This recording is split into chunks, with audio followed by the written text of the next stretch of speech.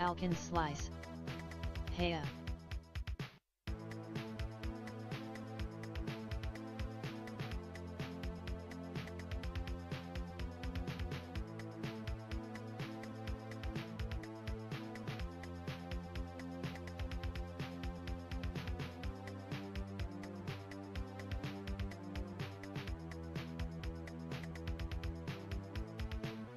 Satsuki Yumizuka, the true and honest Kurumi. Alkin.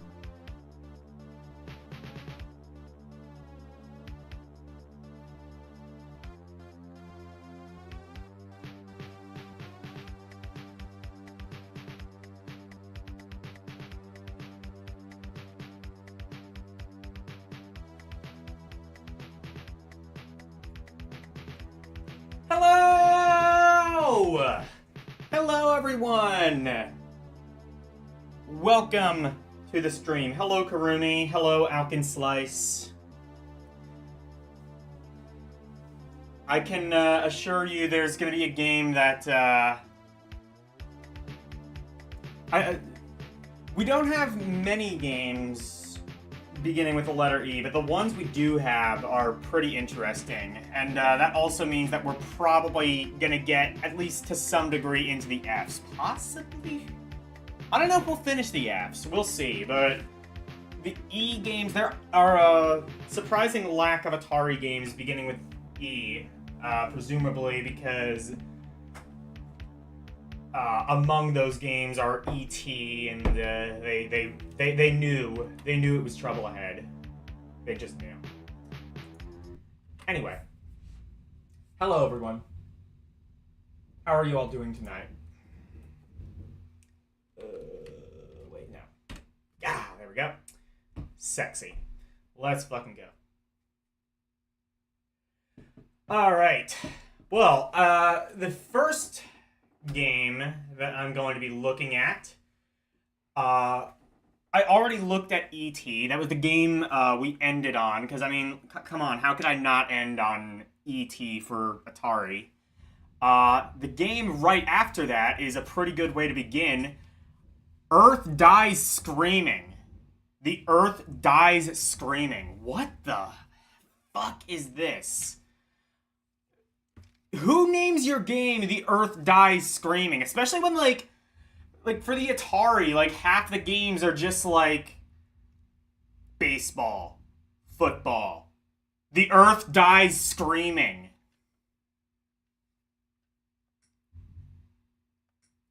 Well, it's 20th Century Fox, so maybe that says something. I don't know. Probably not. But let's die screaming. What the hell could this be? Well, actually, it looks like it's a first-person space shooter. So like you know, like Star Wars or what's the one that's really big? Why am I blanking on the name? I don't know. You know what I'm talking about. The one that's first person. One of the many Atari games beginning with Star. I can't remember. I want to say Star Path, but that's a totally different thing. Oh, I am wrong. Oh, no, wait, no, I'm not. This is like, okay. Well, the graphics are pretty nice in this.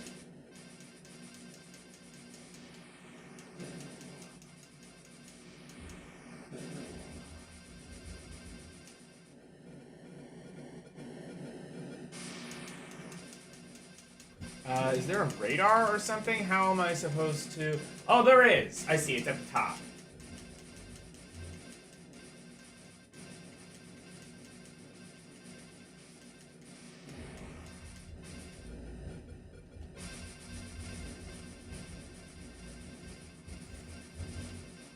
What was the game that was like this on, oh, Star Trek! That's what it was. Yeah! Fuck you!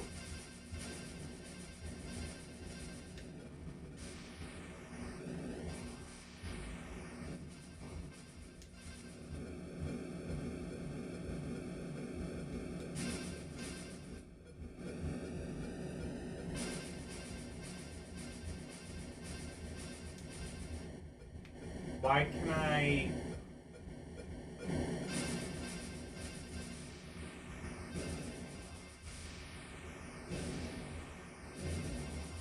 Oh shit, I'm gonna die.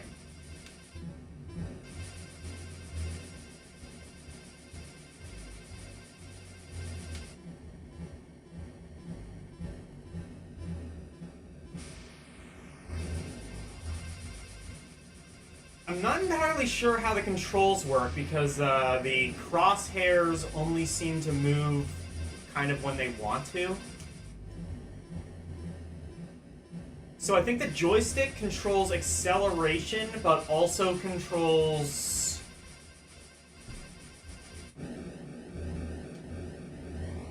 the crosshairs, and it's kind of like... I think it kind of switches between the two.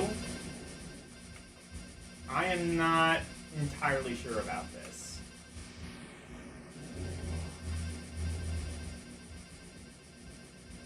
By the way, if you like this series, check out the Atari archives. There's someone I just found out, and they're pretty much the only other group of people, or the only other person I know who actually does this. I think it only...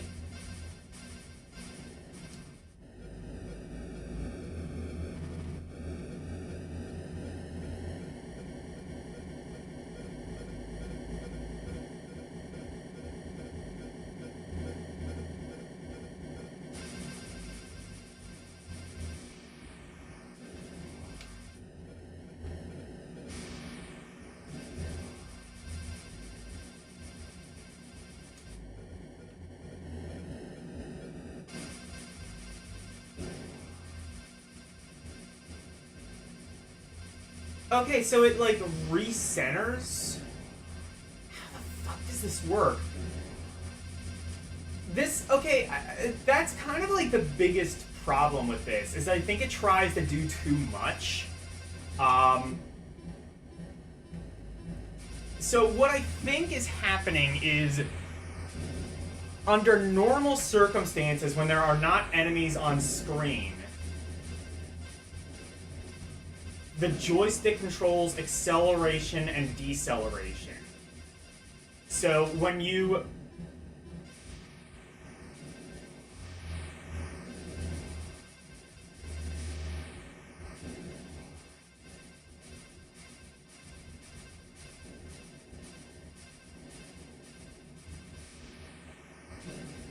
But, like, when you're... But when an enemy comes... It's like the controls immediately switch to the joystick controls the crosshair. I just wouldn't have acceleration or deceleration as an option. What's up? Oscillo Gaming. Hey, VGM Oscillo. Alkin. Hey, VGM Oscillo, I'm stealing your shit. I'm stealing your shtick. You like it? Satsuki Yumizuka, the true and honest Kurumi. Oscillo. Satsuki Yumizuka, the true and honest Kurumi. It's Missile Command. No, it's not. It's like the Star Trek game, like the strategic operations simulator game from Ocelot like. Gaming. I mean, I gave up on that. LOL, do whatever you want with it. All right. Sticking out.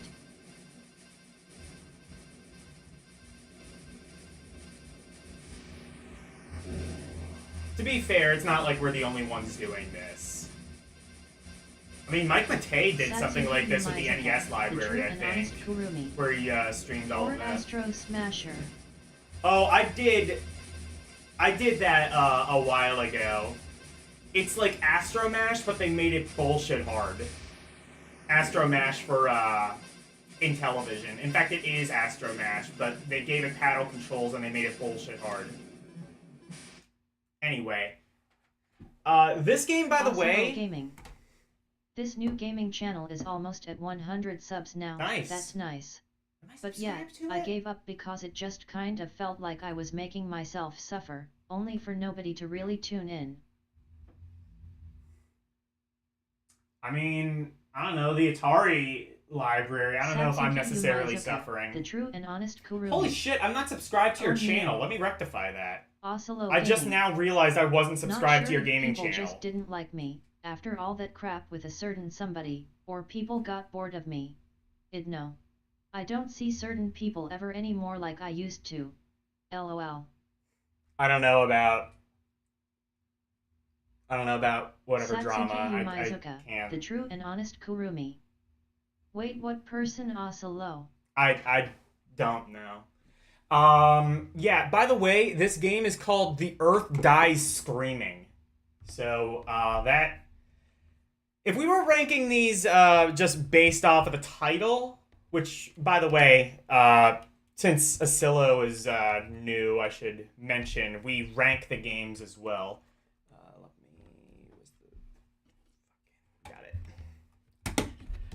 We rank the games as well, so...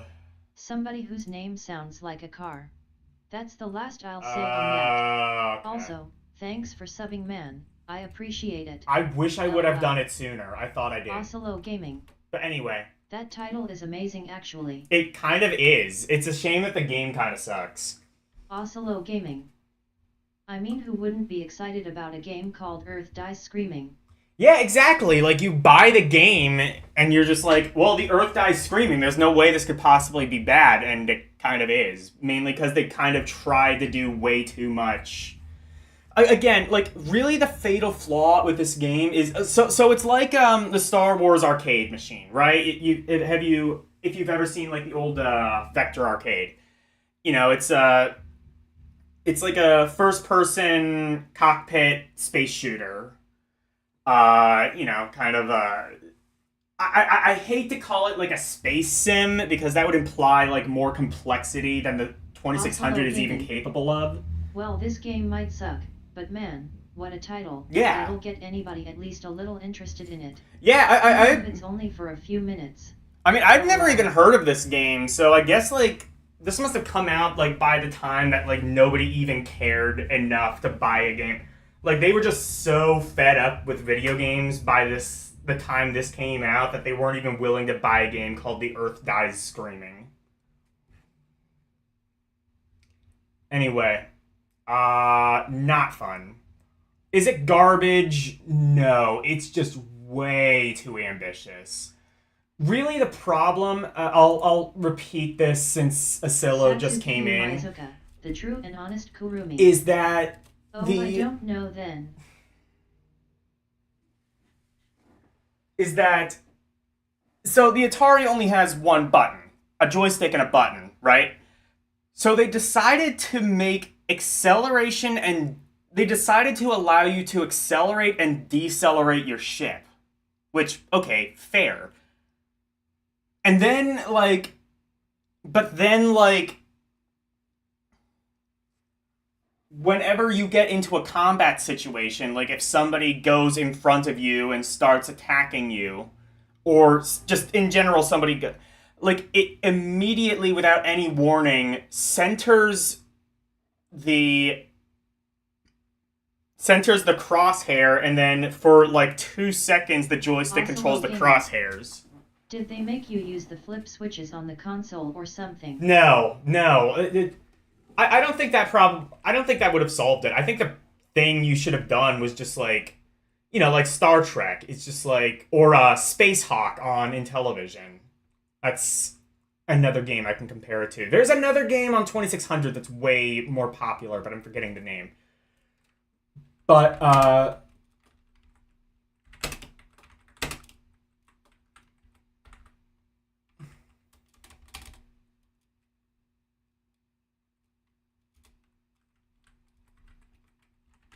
there we go. The Earth Dies Screaming. Man, if we were just ranking it based on the title, that would be like a perfect 10. That would just be like outstanding, better than... Well, I think it would be like... I think like top 2 at least would be The Earth Dies Screaming, and then in second place, Communist Mutants from Space, which is another real game that exists on Atari.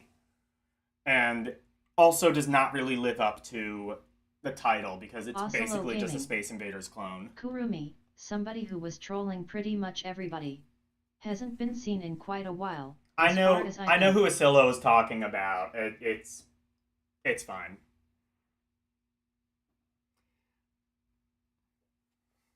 Anyway, here's a much less cool name, Egomania. Legomania, my Egomania. Gave them too many chances. Whoa! I think... Okay, this is a paddle game. Oh, fuck, that means it's gonna be impossible to control. Oslo Gaming. Egomania kind of sounds exciting. Exhilarating. What are you gonna go with? WTF is this, LOL? Oh, or that. Well, this is a paddle game. It's 2-player only. Wait, is this egg tennis? Oh my god, it's beat 'em and eat 'em! Gaming. It's fucking beat 'em and eat 'em! Are you waiting there to catch its poop or something?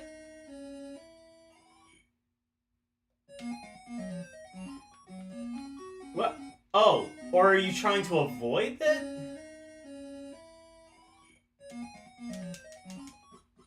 Or why? I'm very confused.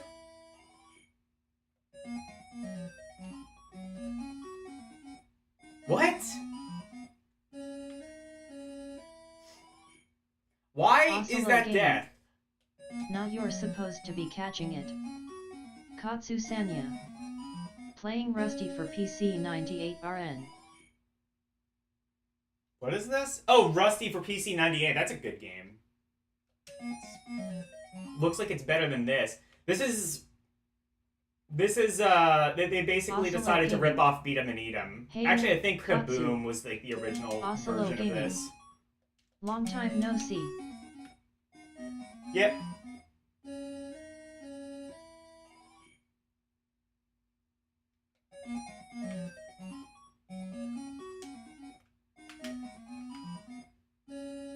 Satsuki Yumizuka, the true and honest Kurumi.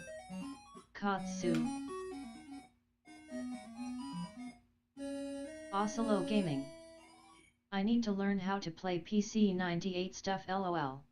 Probably not as hard as I am thinking. PC 98 isn't too hard. The biggest thing is just configuring it. Kurumi. Satsuki Yumizuka. Like, I don't even think you really need, like, any BIOS files if you're just playing it in RetroArch, but just... I need to figure out how to get Mac Classic working in RetroArch. Because, like, I've been wanting to play the Mac Venture games for a while. It's wild on the fucking, the original, like, Mac Venture games, like Shadowgate and Deja Vu. I think most people are familiar with the NES ports these days, but, like, apparently it's... The true and honest Kurumi. Sharp X68000 emulation is hard to emulate. Oslo Gaming. It's pretty I easy for think me. because I was having such rotten luck making other PC emulators work, I just figured PC 98 would be annoying as shit too. Yeah. But I had like Shadowgate is basically like, okay, you have to drag the item into a folder, and like it's basically just dragging and rearranging files inside of a folder. Like you have to like drag like gun.txt to a folder. It's so weird. It's such a weirdly primitive way of doing it. What the fuck?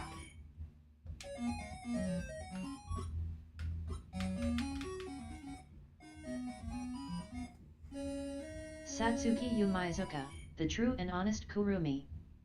Try OpenEMU. Oslo Gaming. I would love to play Ground Z OpenEMU's or Mac something only, on I stream, think. since that has some of my favorite music of all time on the system. Though, I should probably be careful, so many boobs on those games I've. Yep. Oslo Gaming. Noticed. Yep. That is the PC 98 guarantee. Well, Rusty is I mean, I can definitely point you towards Rusty. That's a good Castlevania clone. Also the early Toho games.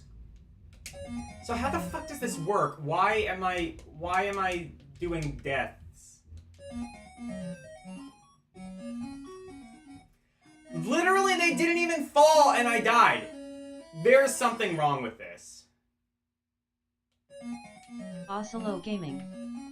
The pixel art and portraits in Ground Seed are awesome.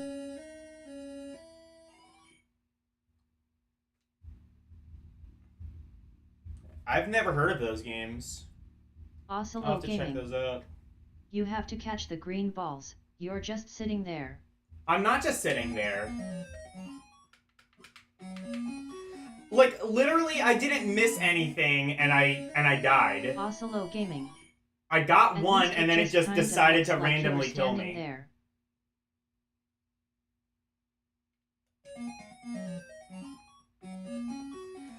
I didn't even have fucking...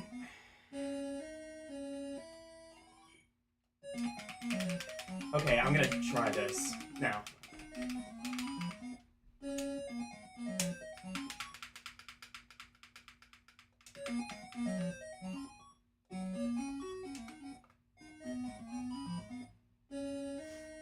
Oslo Gaming. Hi, does it look different on your side compared to the stream? Because for me it just looks like you're just sitting still half the time.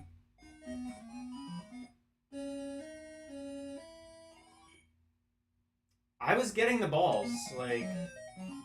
Oh, there is a bit of lag, I'm realizing, on OB... Well, I guess that's not too atypical. There is usually a little bit of lag. But now I'm moving. I'm gonna have to come back to that. I'm gonna come back to that, but I'm almost certain I'm gonna put it in garbage because it just seems like a worse version of Beat 'em and Eat 'em. Somehow, they managed to do that.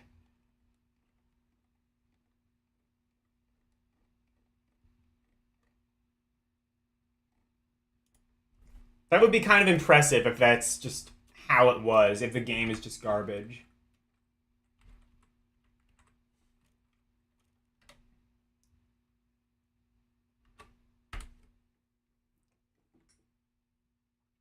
So this is a prototype. We're not going to rank this, but apparently someone was working... At least Beat 'em and Eat 'em was funny. Yeah, true. Oslo Gaming. Does it control like really bad? LOL. Well, it uses the paddle controls, which is like the other thing too, is like it would probably control better if I had like an actual paddle controller. Controls aren't the problem though. The problem is I'm dying for absolutely no reason. I'm trying to collect the balls, but... Oslo Gaming. Or I guess the green Beat eggs 'em or whatever. And Eat 'em was a bootleg of what game? I forget. I think it was Kaboom. I think Kaboom was kind of like Beat 'em and Eat 'em, and then there was Beat 'em and Eat 'em, and then there was Egg Mania, which is like I don't know, like somewhere between Kaboom and Beat 'em and Eat 'em in terms of sensuality. Anyway, someone apparently was working on a Oslo port Gaming. of Elevator We Action. should check the stream, like rewind and look at what we saw. Oslo Gaming. Just analyze it like the Kaboom? Kennedy tapes. Okay. Sounds familiar. Kaboom! It was an Activision game. It was one of the bigger hits on 2600. Anyway, someone was apparently working on a port of Elevator Action. Now, this is a prototype, and I'm not going to rank prototypes on here, but I still want to at least play it. I want to see how Elevator Action works on 2600. I guess you really only need, like, one button, so it shouldn't be too big of a problem. I think, was it the 5200 or the ColecoVision? One of them got like an official port of Elevator Action. NES, I know, did. Oh, well, this doesn't have the music, so automatically 0 out of 10. Actually, I don't think this has sound whatsoever.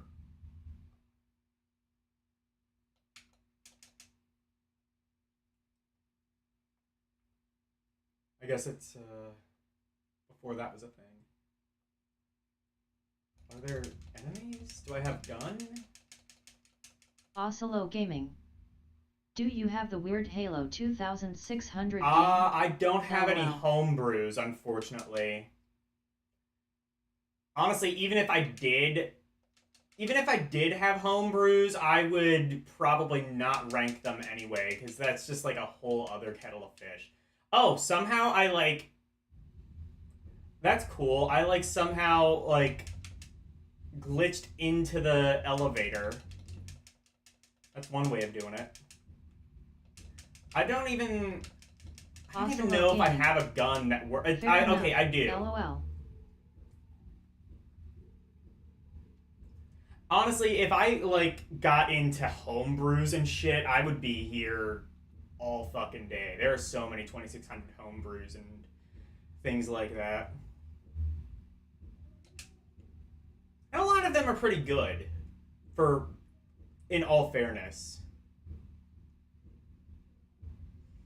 But yeah, this is what Elevator Action would have looked like. Honestly, this seems like, at least from what we have here in this build, it seems like a pretty competent port. You know, definitely it's missing sound. I don't know if it would have had the music or not. Hopefully it would have. But that's kind of cool if they were working on that and that it was found. Anyway, this is the one Karumi was talking about. L's Labyrinth. Or L's Ladder, rather. He mentioned this in the Discord. And apparently it goes for about $1,300. Is it loose or CIB? I can't remember what he said, but it goes for a lot. It's a really rare game, apparently. That's all I know about it. Presumably it's a very late game, too. Whoa! God! It's a very loud one. Christ. I'm realizing, Oslo shit, Gaming. that was loud. Holy crap, really? Yep. Alright, take a look at this. Tell me if it's worth $1,300. Okay, so what the hell is this? Actually, I guess it's Eli's Ladder, probably, but still. What? It's just math! You're paying $1,300 to do math! Fuck. Okay. What? I didn't even type in the answer. That's just, like, that's the correct answer. 6 minus 0 is 6. Oh, shit. This probably requires a keypad. I think this requires a keypad controller, and thus I can't play it. It's just math, though.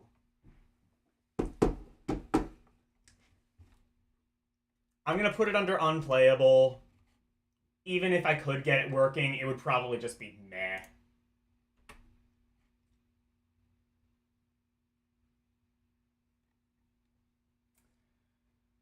Unplayable, games that require the keypad, or really anything that isn't just the standard joystick or paddle, I can't really emulate in this emulator. Maybe I'll come back sometime, load up like Stella on the PC and just do the games that I missed. But that day is not today. Because Stella on PC, I'm pretty sure is gonna support it, but not the retro hardcore. What was the game? Oh yeah, Eli's Ladder.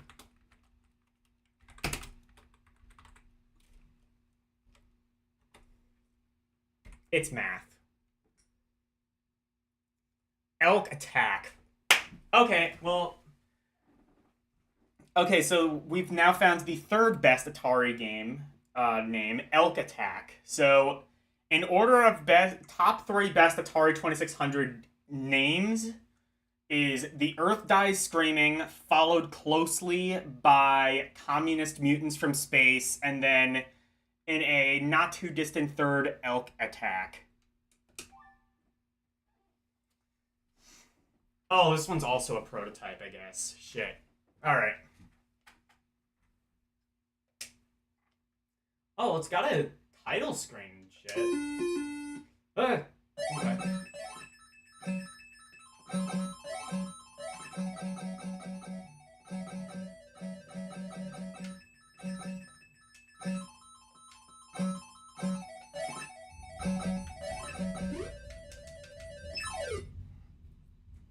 Oh, this game actually looks pretty good. Wait, round two? I beat that?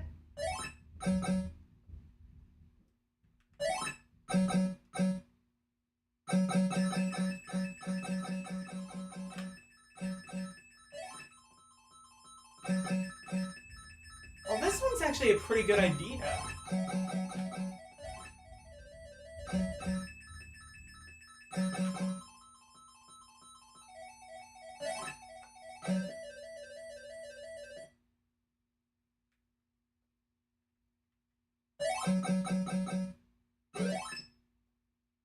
But, okay, yeah.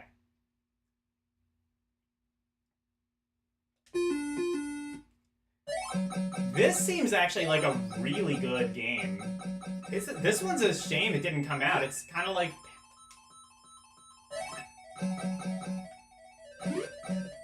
I'm not actually sure they programmed a lose mechanic by this point.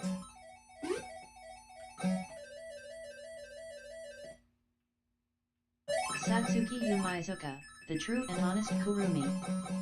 LOL Katsu beats you and eats the cake.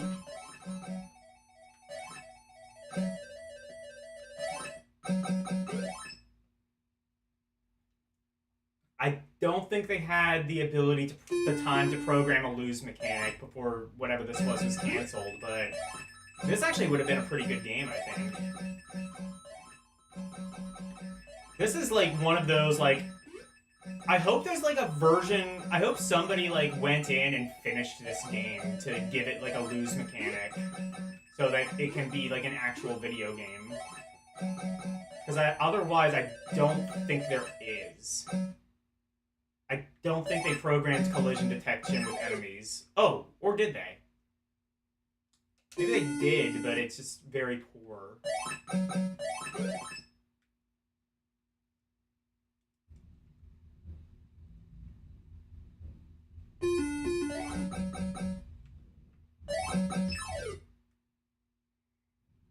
I think this game could just be ridiculously easy. The other thing, though... Okay, Retro that Ryan. just, Ever play Gremlins on 2600? No. I didn't know Retro there was a Ryan. Gremlins game on It's 2600. decent. Satsuki Yumizuka, the true and honest Kurumi. I know about Ryan. Gremlins on NES. Oslo Gaming. I gotta go for now, but I'll see you around sometime soon hopefully. Alright, Also bye, thank you so much for the Asilo. couple of you that subbed face red heart shape.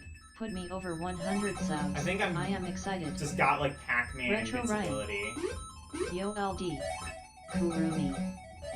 Satsuki Yumizuka, the true and honest Kurumi.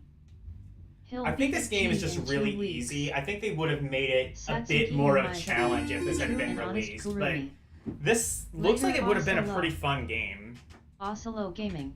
What's this one called? So glad this Oh yeah, Elk specific Attack. channel doesn't feel like a mistake to do LOL. Oslo Gaming. Yo, Retro Ryan. I go now. LOL. Alright. Bye, Retro Scylla. Ryan. Yo Osilo.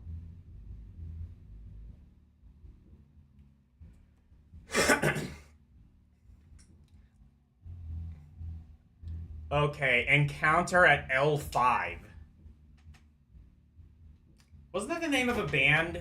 L5? They did Let's Pretend That We're Dead. Was that L5 or L3? I can't remember. No, I think it was L7. Now that I think about it. Alright, here's encounter at L5 though. Oh wait. So you don't even start the... You don't even have the option... There's not even like an attract mode, you just start. Also, this one uses the paddles as well, it seems.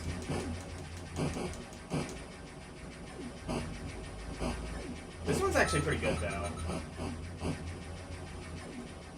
It's not really doing anything groundbreaking.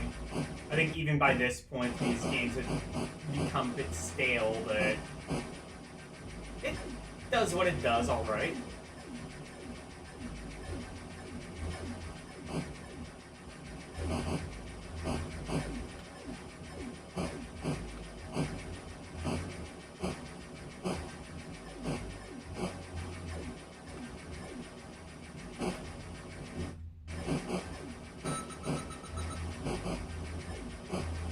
Wait, so how do I lose?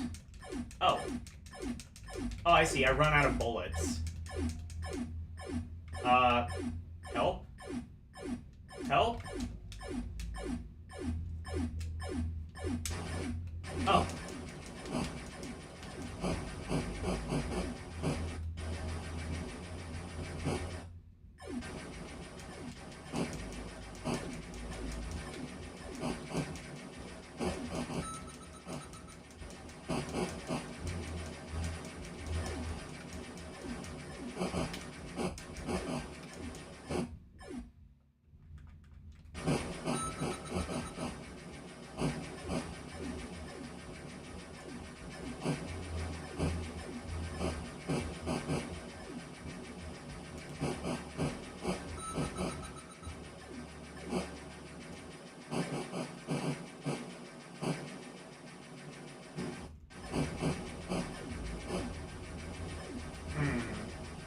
This game seems very simple and, even for the time, very hackneyed. Like I said, there were a ton of games like this. And this is simple and primitive even as compared to those.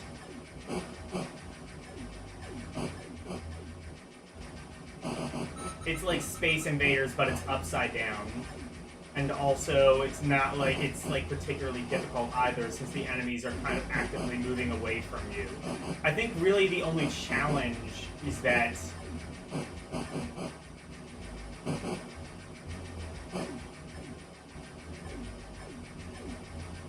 I guess at some stage you can run out of bullets, or maybe there's a timer. I'm not entirely sure. I want to see. Satsuki Yumiza. Okay, there are a True couple and honest difficulty Kurumi. options. Oh, there's like. It's like Pac-Man.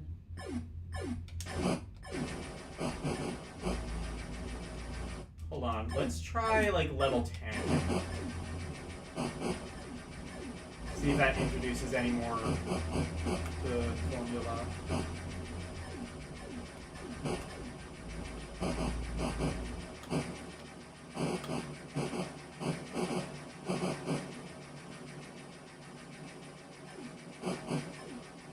No, it seems to mostly be the same, just with more enemies that...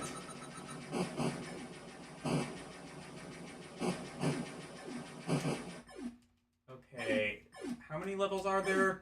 20? 25, okay. Let's go to, like, the very end, level 25. Yeah. Oh, wait a minute!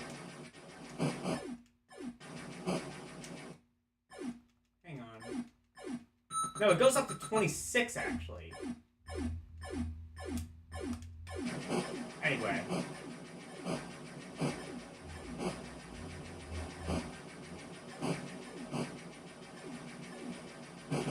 So even at 26, it's not like the ships are really going towards you.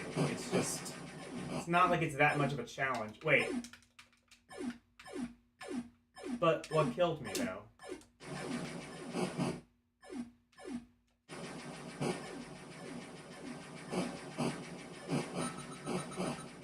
Oh, maybe they are, actually. I see, I think you have to get to, like, level 26 before the game gets in any way challenging. Even then, it's not really that challenging. Satsuki Yumizuka, the true and honest Kurumi. It's Galaga. It's Galaga for the terminally dull, I think.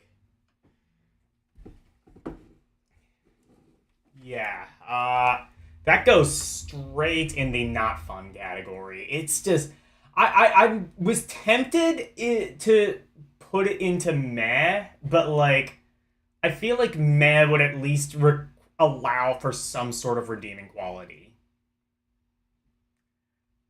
Like, this game, it's too... I'm tempted to even put it into garbage, because it's not even like, it's like... Satsuki Yumizuka, the true and honest Kurumi. LOL Eli Ladder is educational. Satsuki Yumizuka, I know, the true and honest Kurumi. Yeah. It's also rare cause, well, it's educational. Probably, and it probably came out like late in the lifespan of the system. I couldn't play it because it required the keypad, I think. But, whatever, I knew exactly what it was. I might put this, you know what? Alright, I'm putting this in under garbage just because, like, it's just so aggressively dull. Encounter at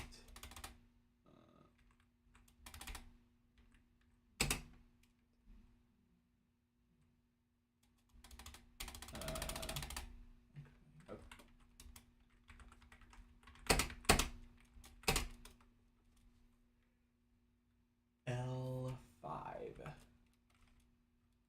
Satsuki Yumizuka, the true and honest Kurumi. Wait, extraterrestrials. Yeah, I noticed that too. So there's E.T. the Extraterrestrial, and then there's another game called Extraterrestrials. I think I know what they may have been trying to do there. Satsuki Yumizuka, the true and honest Kurumi. No, not E.T., this space fans made in Canada, which is also rare.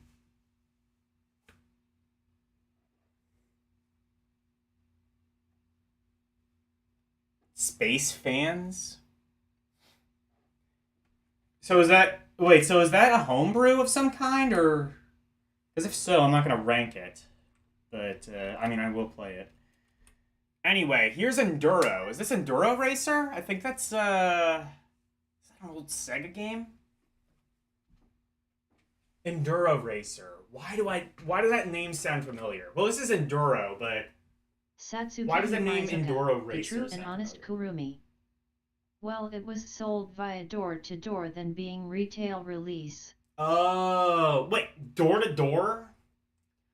That's a really bad... That's a really bad means of marketing, because, like... Satsuki Yumizuka, it's not like you can do, like, you know... It's like pole position. Yeah, I think this is an arcade Satsuki port. Yumizuka, the true and honest Kurumi. In Ontario. That is a really bad way of selling a video game, because, like, even if somebody does play video games, like, what are the odds that you're going to have specifically a 2600? Like, maybe you're in a television family, maybe you're a ColecoVision household, maybe you're fucking... Satsuki Yumizuka, the true and honest Kurumi. Maybe you, like, imported a fucking, what are those called? The Thick Wizard. Released via mail order. Oh, mail order would make sense, but door-to-door is just, that's stupid. Anyway.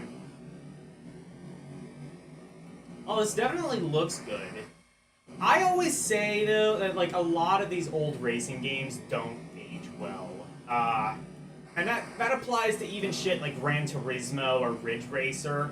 They're only as good as the hardware that they're on. Like, is there any reason to play this over Forza, the newest Forza? Not really. This is probably a qualifying lap, and I've already probably failed. This does look really good, though. It's got a nice, it's got a nice, sort of, depth effect that you didn't even see, even with the, Atari port of... What the... Whoa! Hi, but it's snow now. Okay.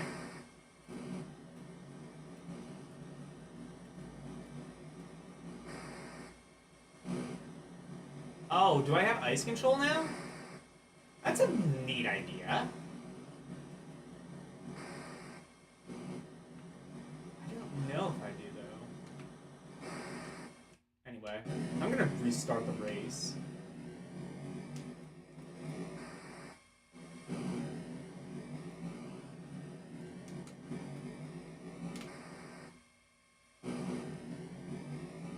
I am not good at this, especially because, like, I can't really see the... Also, there is no way of, like, making the car explode, so it's not, like, pole position or anything. Hey! You look like a real jerk! Well, I am a corporate executive!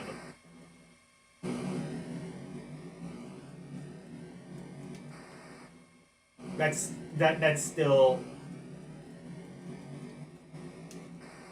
That's still the greatest, hell, I would argue commercial ever. That is just so jarring how that is. I mean, I guess, like, a fade effect might have been asking too much for an Atari game, but still.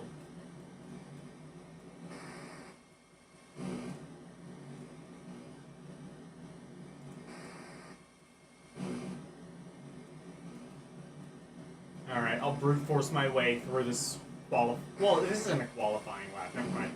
I'll brute force my way through this race, and then we'll end. Whoa!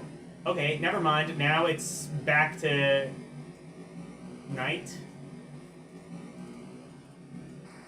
That was a very fast, I guess that's a day-to-night transition, actually? It's not snow? Satsuki Yumizuka, the true and honest Kurumi.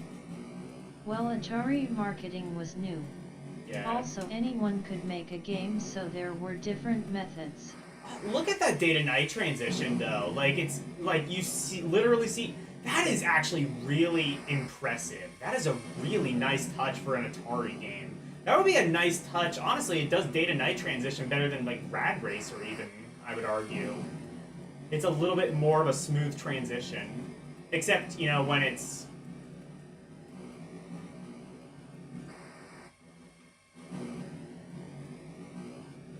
I don't know, like, it's interesting. That's really cool that they did that.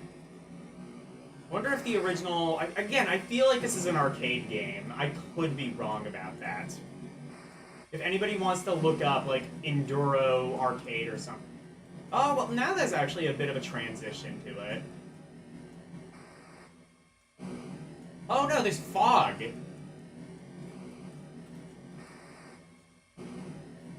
Yeah, that makes the cars even less visible.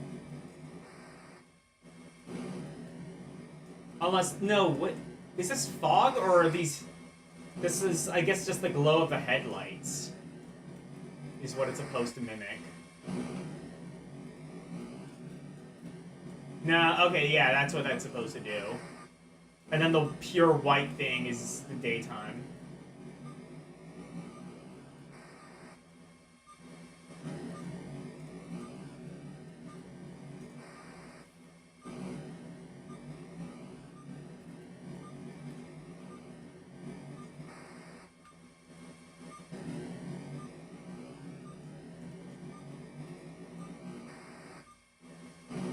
I'm terrible at this, but this is a really impressive game. Oh, man. I wonder if the day to night transition keeps going. It does, kind of. Wait, yeah, it does. Oh, that's cool. Okay. I mean, if nothing else, that would make for a good Atari screensaver. Just the attract mode. Anyway, Enduro. From an enjoyment level, I mean, it's a racing game. But it's arcadey.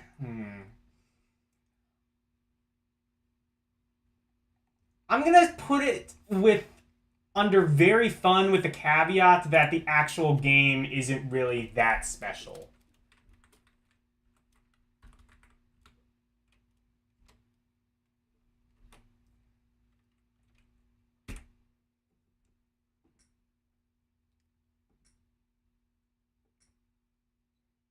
The Entity. This is also a prototype. Is this based off a movie? I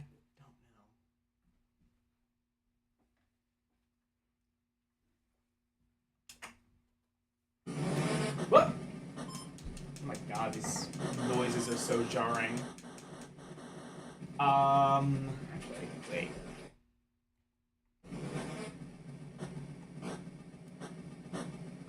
I'm gonna turn that down a bit. There. Okay. Whoop.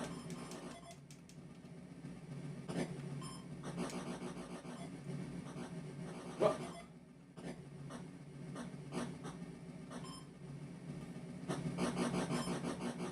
I have like barely any control over this. Oh, wait. Okay.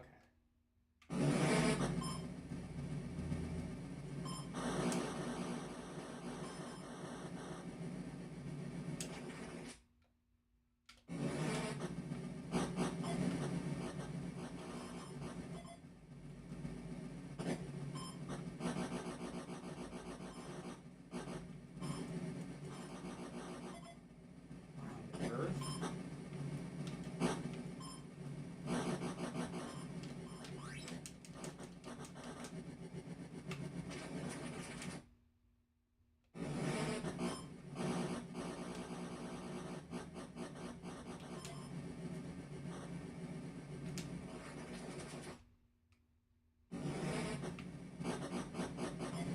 Oh, I see. Is this... I see what this is. I think there's a platform that's missing.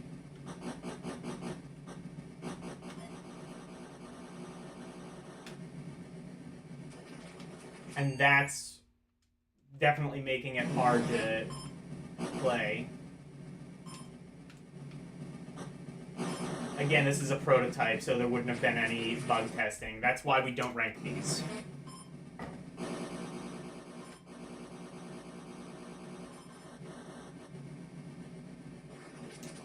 If this had been released, I imagine it would have been more of an effort to look at it.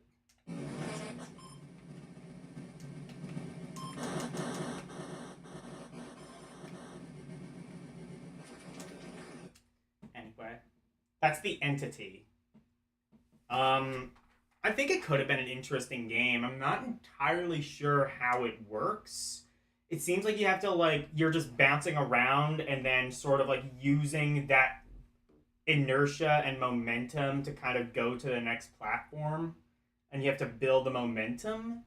But I don't think that mechanic works quite properly in this prototype.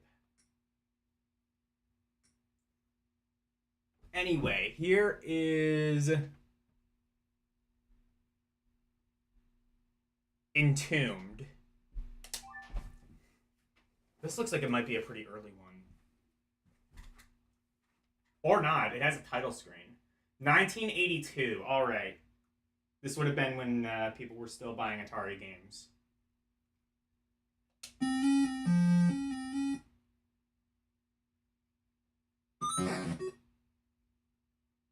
But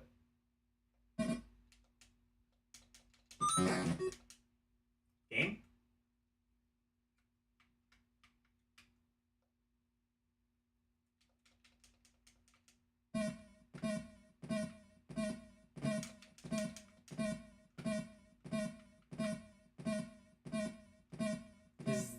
control just to go down? I don't have a weapon of any kind.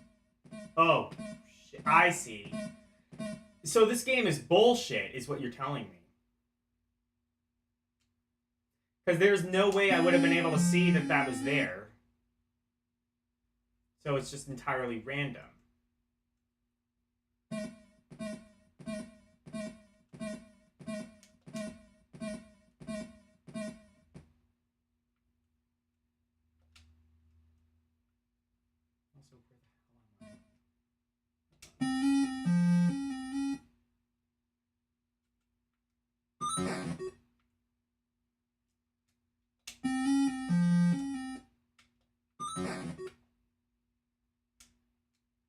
Okay, wait.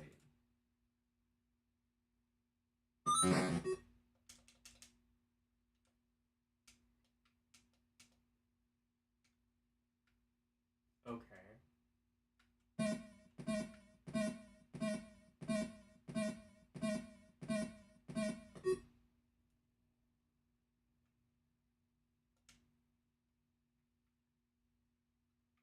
Oh, I see. Oh, I thought I was just falling down. No, I have to... Okay.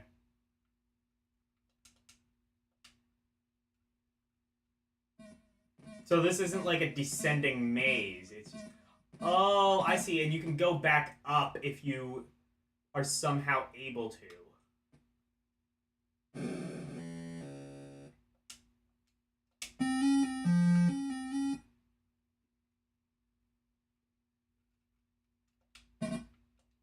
That means even if this game wasn't complete bullshit, it still wouldn't be good. It would just be boring.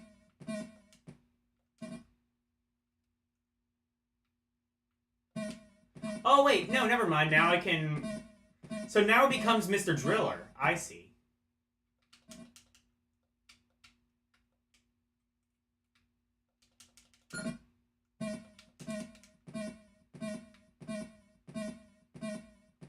Oh, never mind. This game might actually be good. It's... Yeah, if it's gonna just turn into Proto Mr. Driller. Except you have a limited amount of those. So you want to save them. Understood.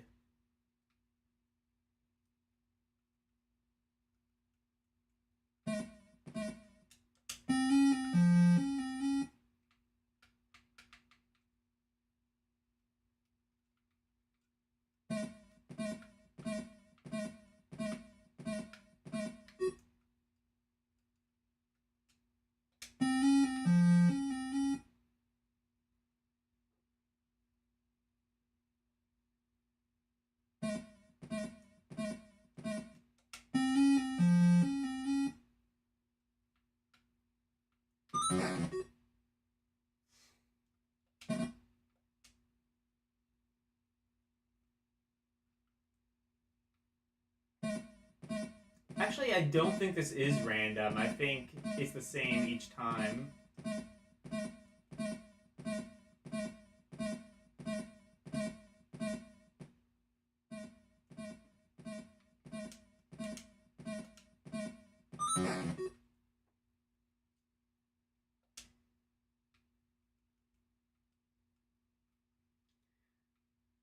You have surprised me.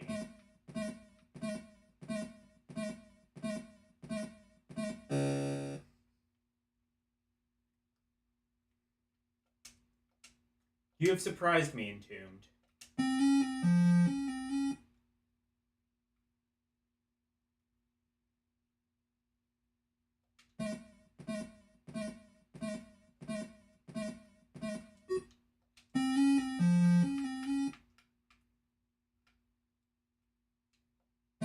Oh.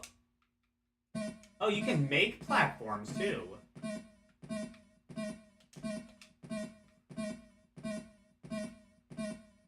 Why would you do that?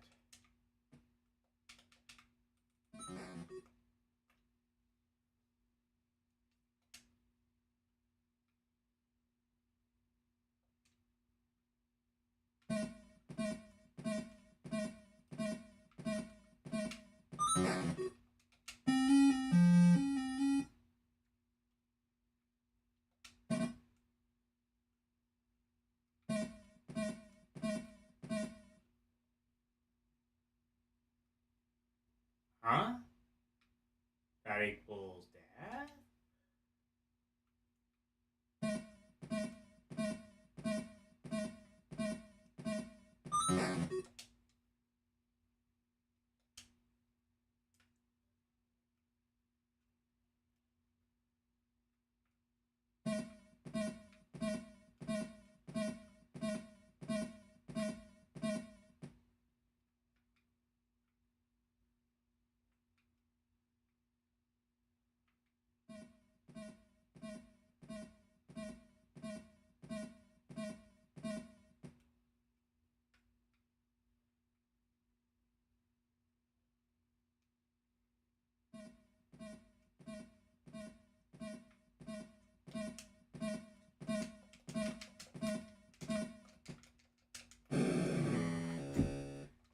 Anyway.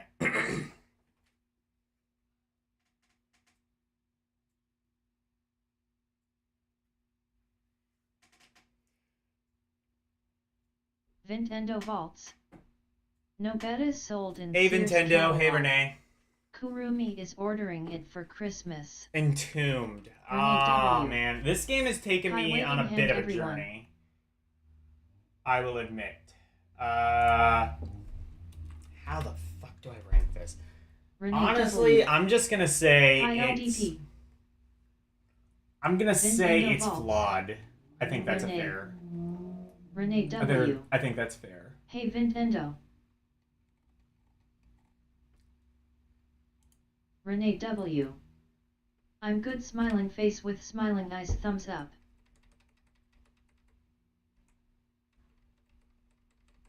Okay. Just checking. Renee W. Thumbs up, smiling face with smiling eyes, Nintendo.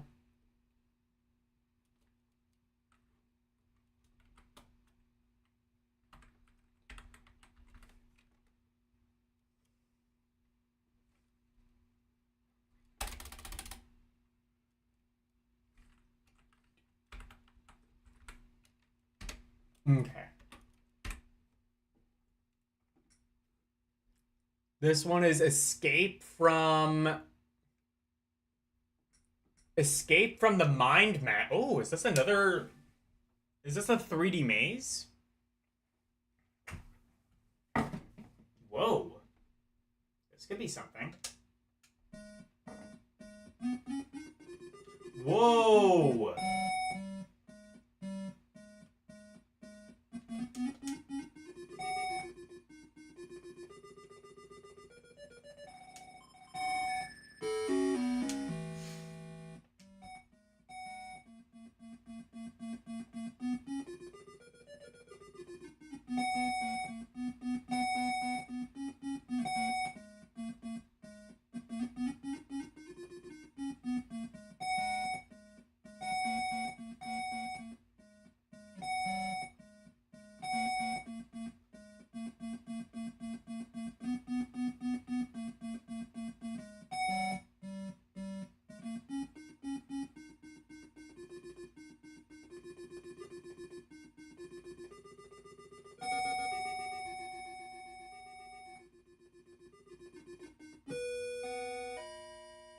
Whoa.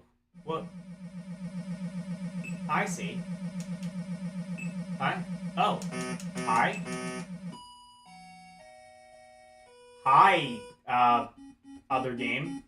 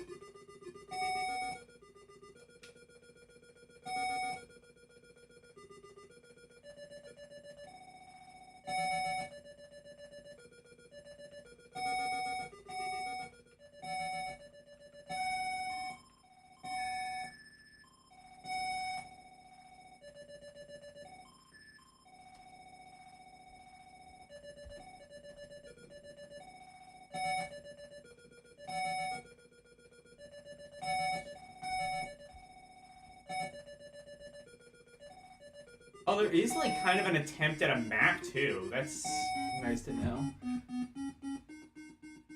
Doesn't actually show any landmarks, I don't think, though, so it's just more about like showing where you are in a sort of geographical state. Satsuki Yumizuka, the true and honest Kurumi. Nintendo. I read the Dijins and now I need radiation therapy to remove it. Satsuki Yumizuka, the true and honest Kurumi. It's crap TBH. Satsuki Yumizuka, the true and honest Kurumi. Renee W. Hi, Kurumi.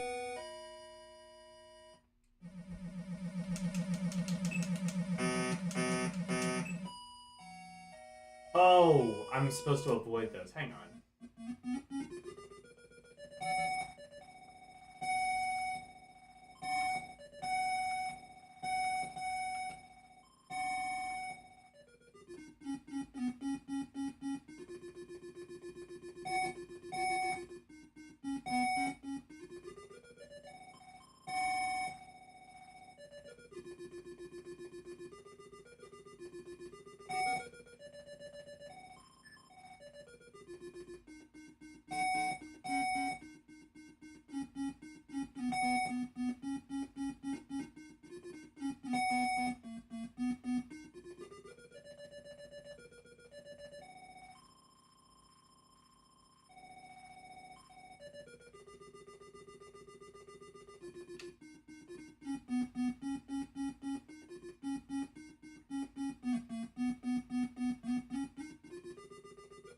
Satsuki Yumizuka, the true and honest Kurumi. Golgo 13 FPS sections are confusing. Yeah, it does. There were a couple of games that were kind of like this. I think,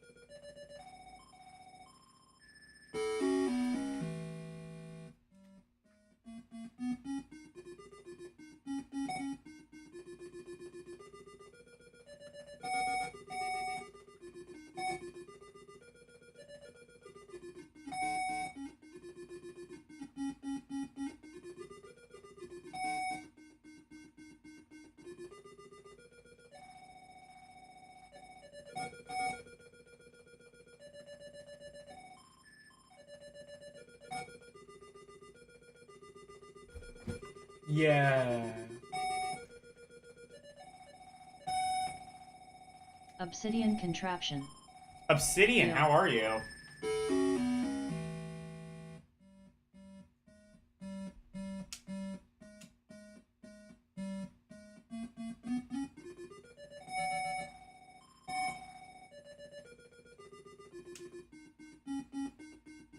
It ran away from me. Okay, that's a thing it can do. Good strategy.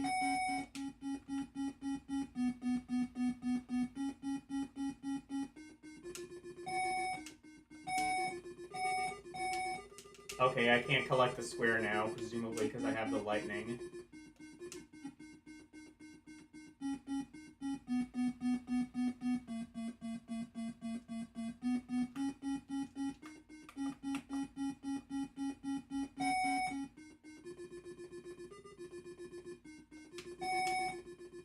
I feel like there's some more complexity to this that I'm not able to really grasp. But this game is definitely very fascinating.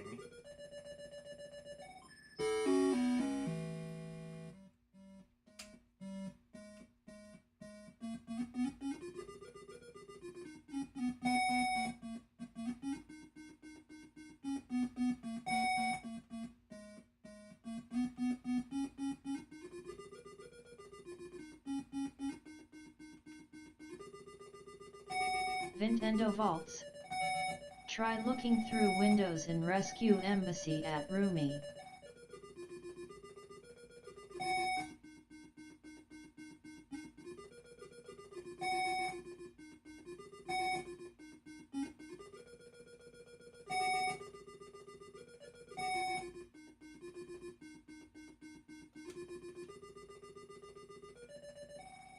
Satsuki Yumizuka, the true and honest Kurumi. Obsidian. Satsuki Yumizuka, the true and honest Kurumi. LOL Nintendo. Nintendo Vaults. I think this is 3D first person. yeah. Like Square Sam on Intellivision/Coleco. Actually, I think this is more like 3D Monster Chase, which was released on the ZX81. That actually came out before the ZX Spectrum.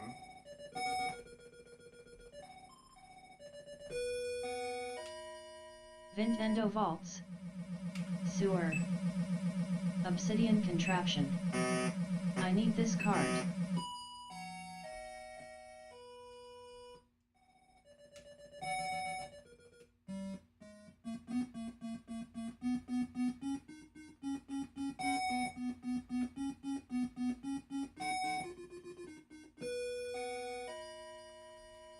Okay.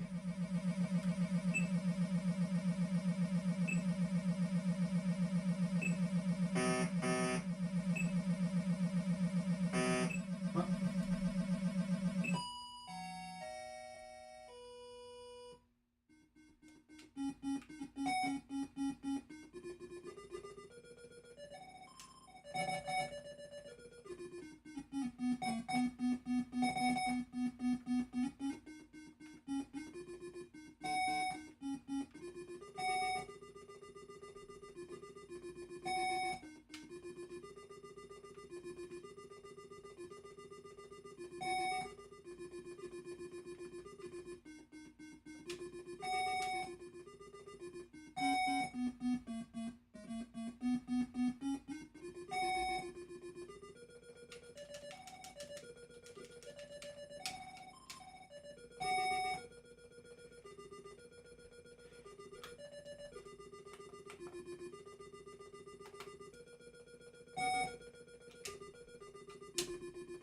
Satsuki Yumizuka, the Wonder true if and there's honest like a Kurumi. second controller that'll Sewer use... Sam 2.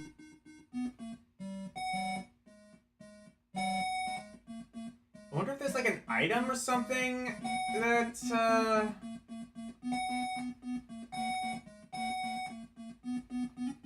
LCX. Wada. AL.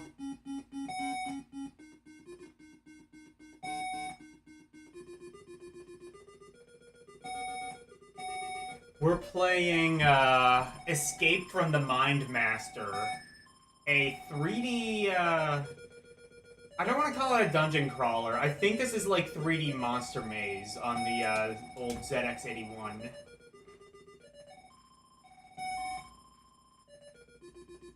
Logan, I'm looking for the remote from the living room. Did you have it somewhere? The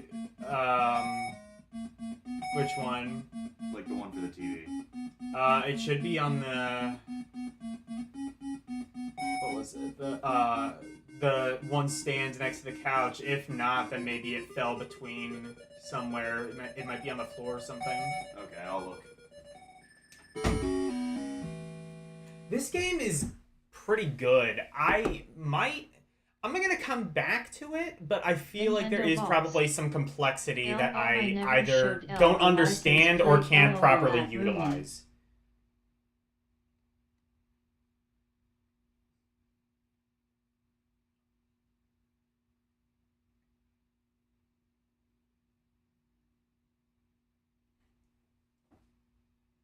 Anyway, I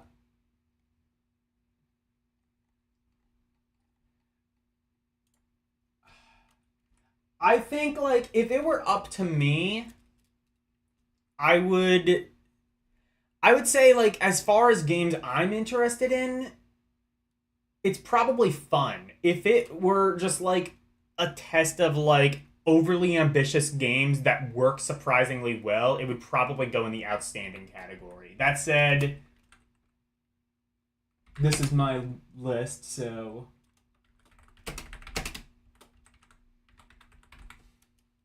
Escape from the Mind Master.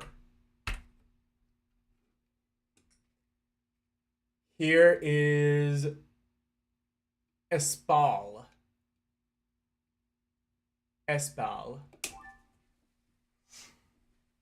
Hell's this? Okay.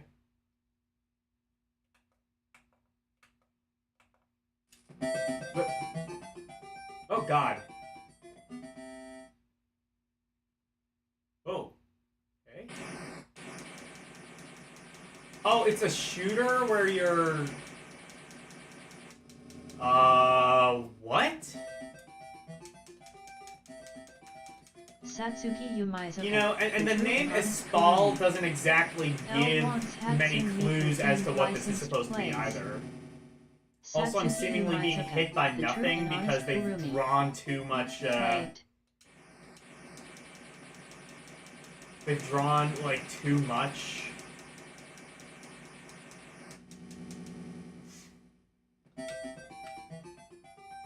There's too much background in your game, and I can't tell what the hell's going on. And I don't even think that's a me problem in this case. I just genuinely don't see shit. Like, can you tell me what hit me there? I think I just got hit by nothing.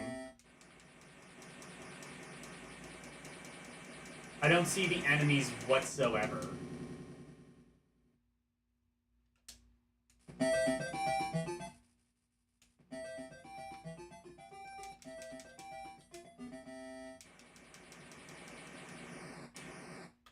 Katsu Sanya. This has the same vibes as that one wireframe Star Fox-like game for Virtual Boy. Oh, Satsuki Yumaizoka. kind of, yeah, like a wireframe Xevious. Satsuki Yumaizoka, the true and honest Kurumi. But Dololis are the main villains trying to brainwash you. But again, I can't see shit, so...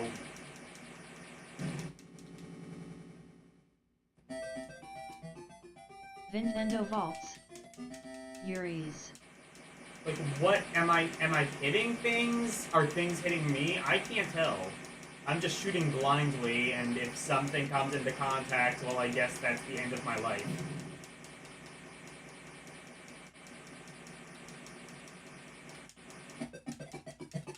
What? Okay. Oh, I beat a level. Nice. Maybe this level will be more easy to see. Katsu Probably Sanya. not. I forget the name of it, but it was this 3D plane shooter game where you couldn't see where the hell you were supposed to go. Red because of Alarm. how the You're thinking of Red wireframe Alarm, visuals work. Tetsu. You're thinking of Red Alarm. Renee W. Hi L.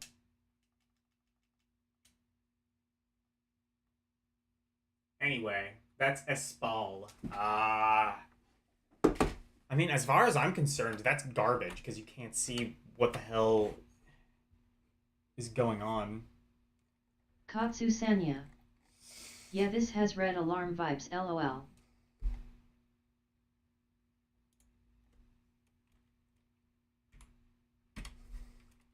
I may come back to some of these garbage ones just to make, like, absolutely sure they aren't as bad as I think they are. Like, that they are as bad as I think they are, but, like... Espal. The name makes no sense, and the game makes even less. Excel. I like this, but not as much as the sequel, PowerPoint. Oh my.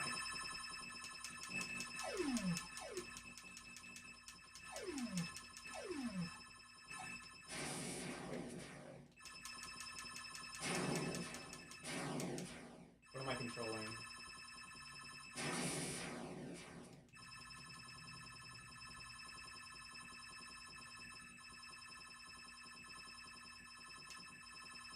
Oh.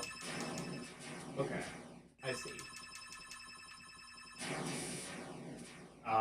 That's death?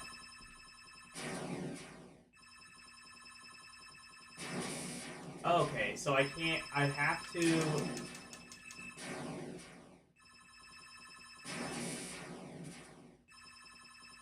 Hang on. Oh.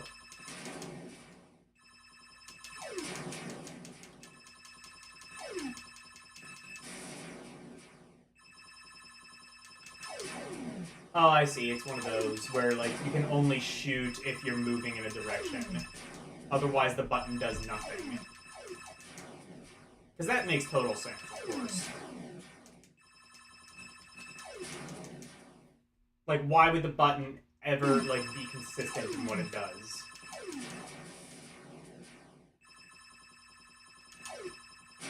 That is really a pain in this case, because, like, the enemies are pretty big targets.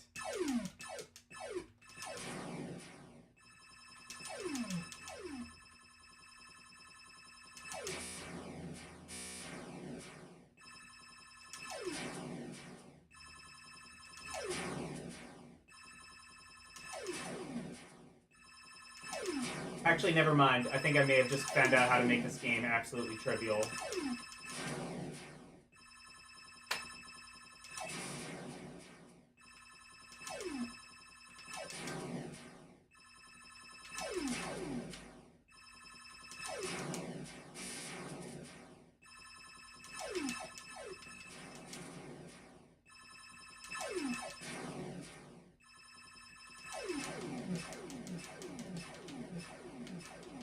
Oh.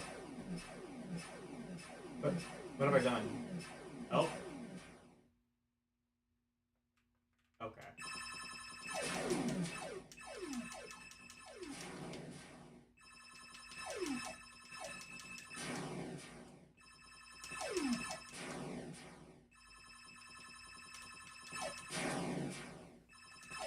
Also, the bullets don't seem to work a lot of the time. Oh, wait. I think for those big ones, you can't shoot them, so you just have to avoid them, perhaps? Or I guess in general, you just...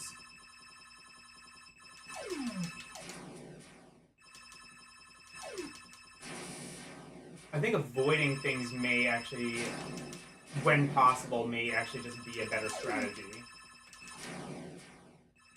Because of how unreliable the actual enemy shots are.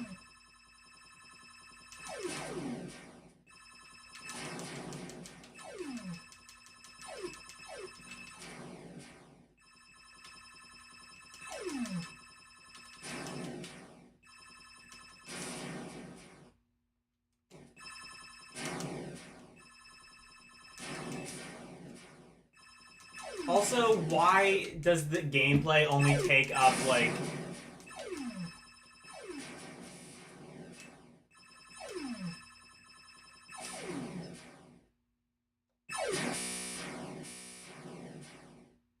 Wait.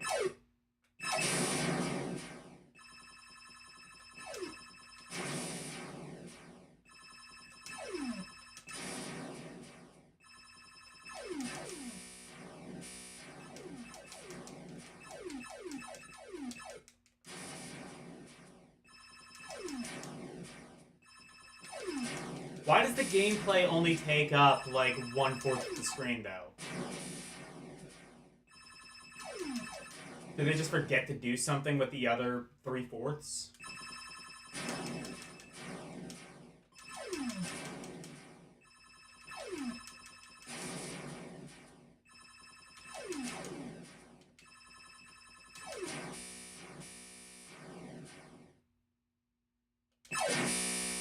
Ah. Sound mixing. I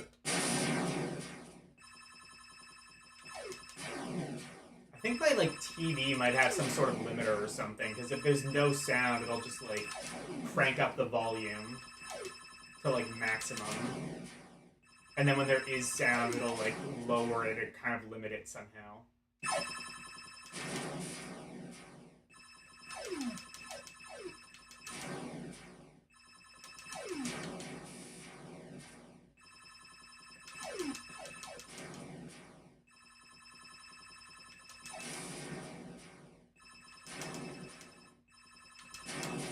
Renee W.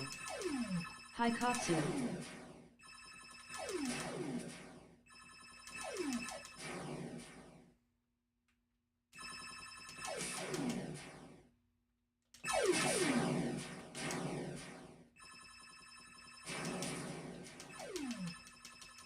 Wait, can I shoot? Can I shoot down? No, not really.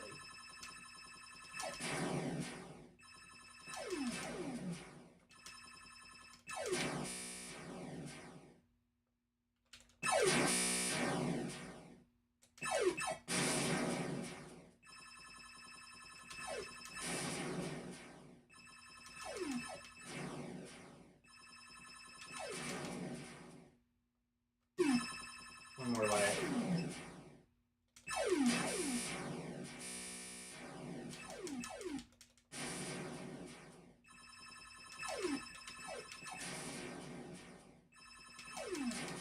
Hey L, did you know that there's an Atari game called The Earth Dies Screaming? That's a really good name for a video game, I think.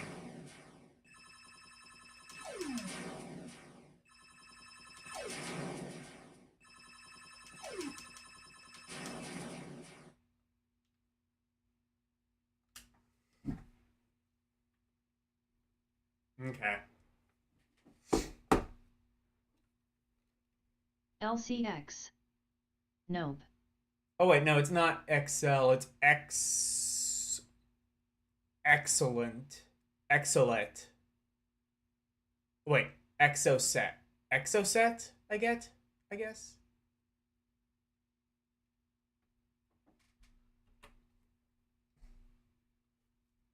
Fucking. Yeah, the E games are not very good. I mean, I guess ET starting us off was not a great omen, but, I mean, I tried to minimize the damage by having that at the end of the last stream, but apparently not.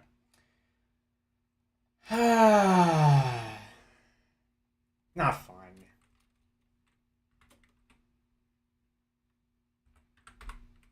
Exoset. And here we have extraterrestrials. Now, apparently, according to Karumi, this game was actually sold door to door, which seems like a really stupid idea for selling an Atari game. Like, what are the odds of just anybody having, let alone a video game console, and beyond that, specifically an Atari to play this game? Because I don't think it was released out anything else. But I believe this was a Canada exclusive game, and also I think it may have been mail order at some stage. But anyway, extraterrestrials, not to be confused with E.T. the extraterrestrial. This is totally different.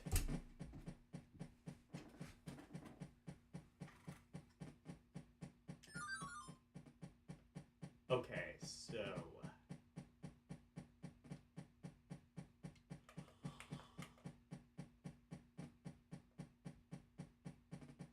what?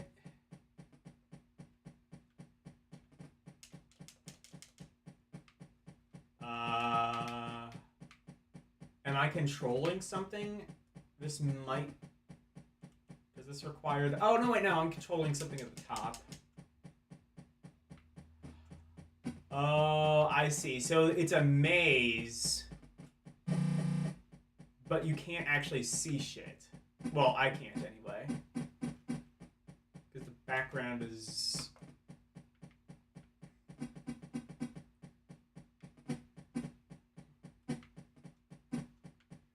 It's like Plinko if you, like, manually controlled the ball.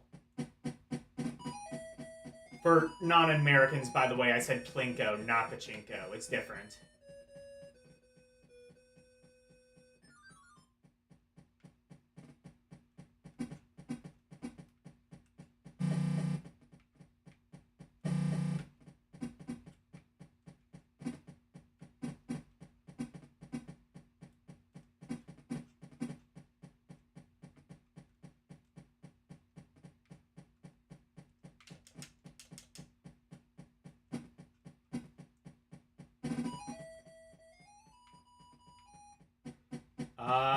Well, this makes marginally more sense, at least, than the E.T. game.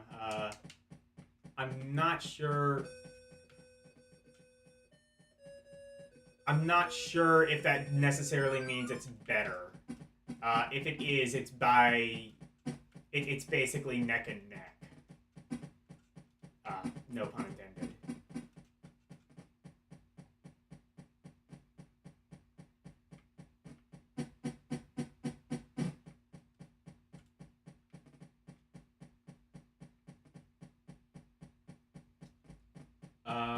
You want me to do what now?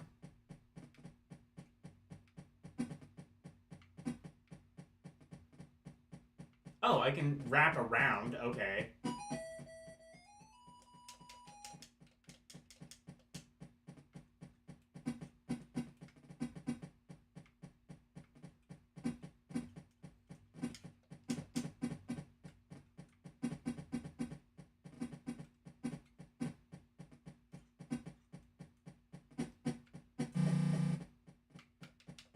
What's hitting me? Oh, am I... Are there dots that I'm not seeing? Makes me wonder if I'm, like...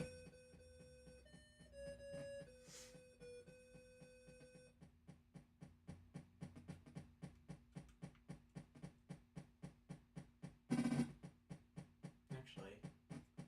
You know what? I want to try something.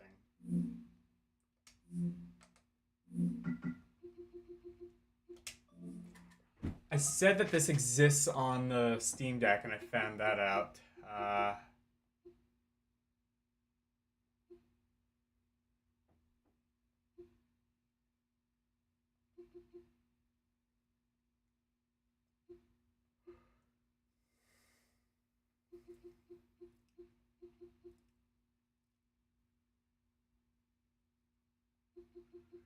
Where is it? Adjust source colors.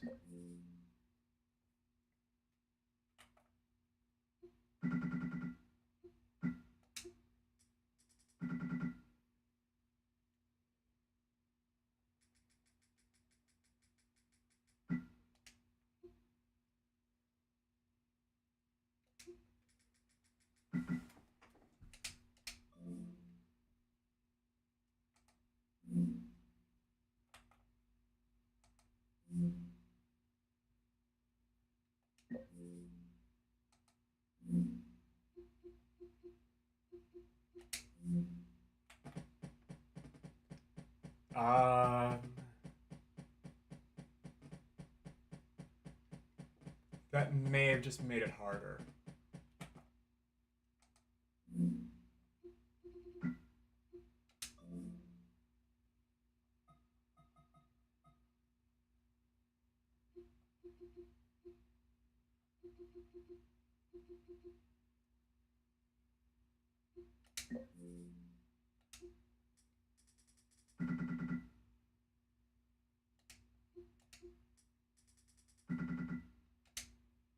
LCX.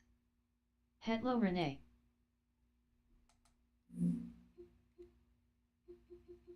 Let's try, like, the complete opposite direction.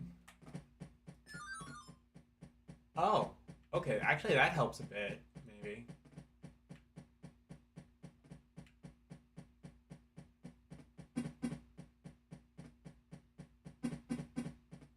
I still can't really see all that well, but it's a little better. No, never mind. I can't see shit, Captain. I think that... No, actually, I think that might just be invisible.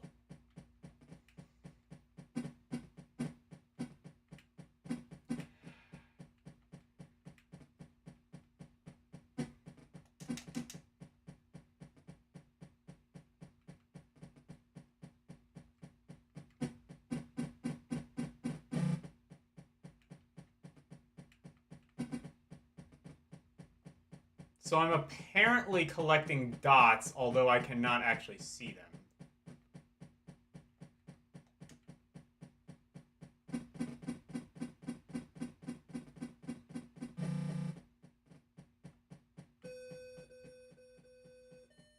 Anyway. Fuck any and all of that noise.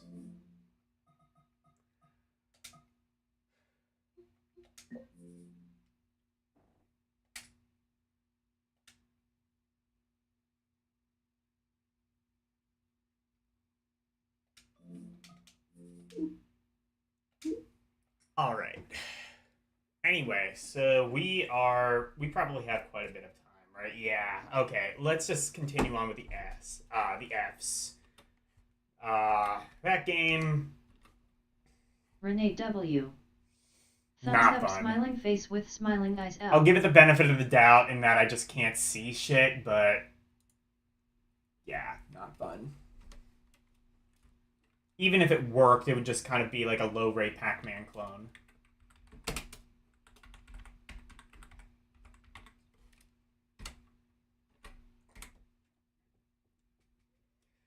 So they made a game based off Fantastic Void. Of course, it's 20th Century Fox. Have you ever seen this movie? Has anybody ever seen this movie? Is there any documented evidence that this movie exists?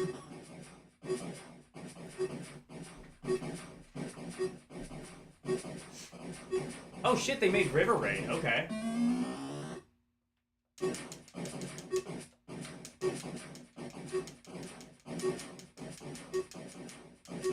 So they just made Fantastic... Wait, is Fantastic Voyage the one where you go through the human body?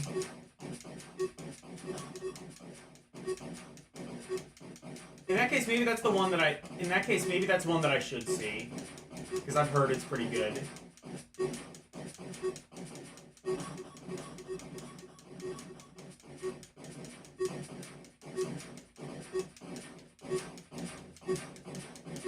Again, I can't... LCX. Haven't seen it. Is there, like...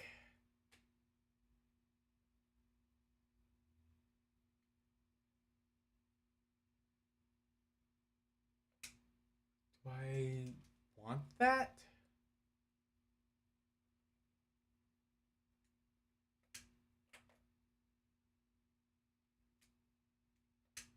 Oh, God. Okay, never mind. That breaks it.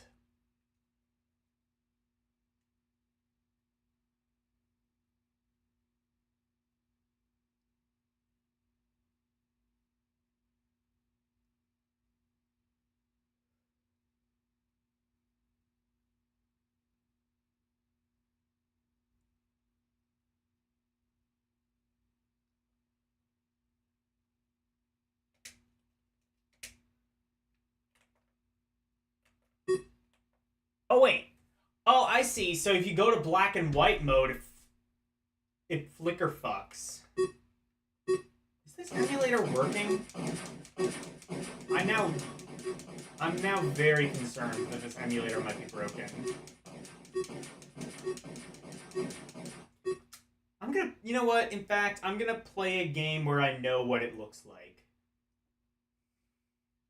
I know what it's supposed to look like.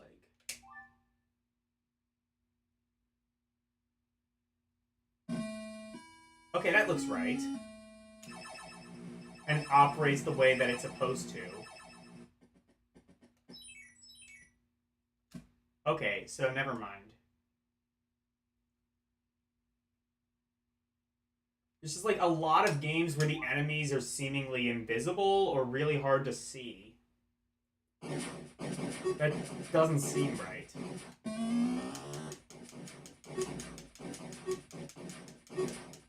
Actually, I say this is River Raid. It's not really that complex. I mean, I guess it is alright for 2600, but you can just play River Raid. It's better. Oh, now I kind of see the enemies. They don't put up that much of a fight, though, I don't think. I guess not at this early level, perhaps.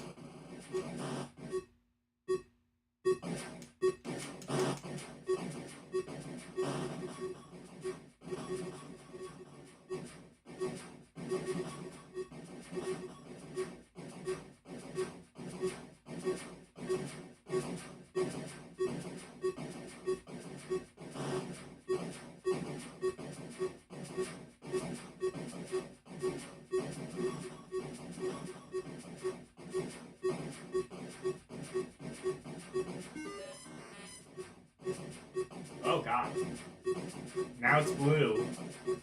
When your internal, when your body turns blue entirely,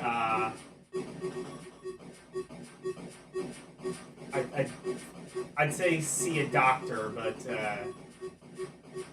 I guess this is the result of seeing a doctor.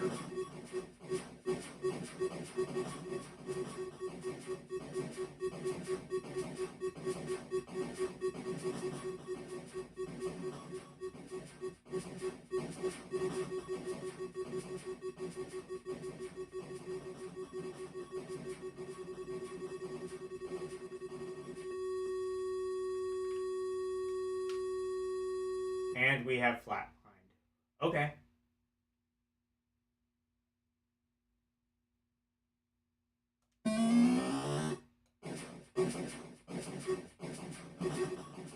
Oh, I see. Because I let too many of them live, I think, is the problem.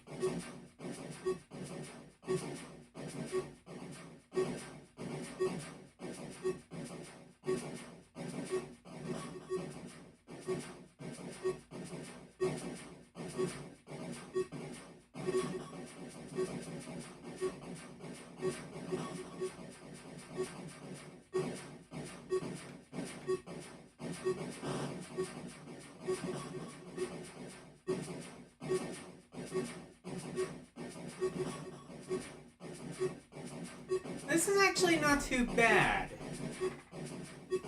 It's kinda simplistic, but like, I guess after the last game, the last few games we had, I'll take it.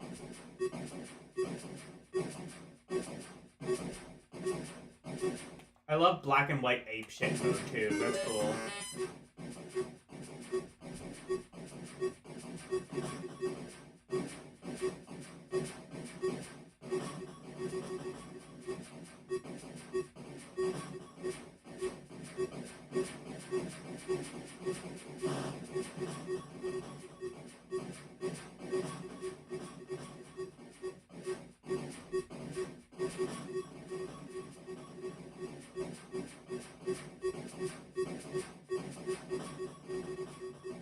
This game is actually pretty fun.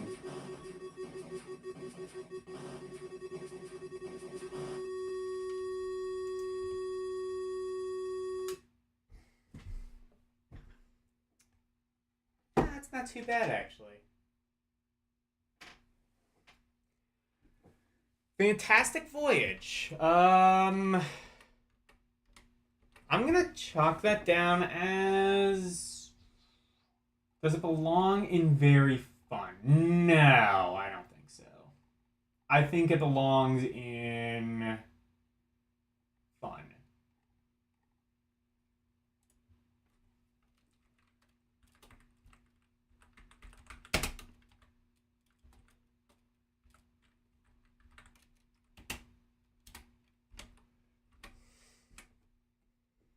Next game. Farmyard Fun. I think this might be a 7800 game.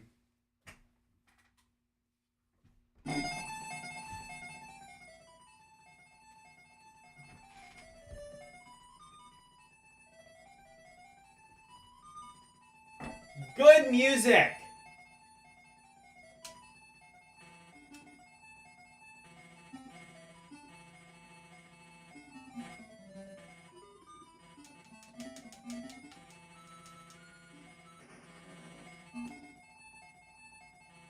I am controlling what now?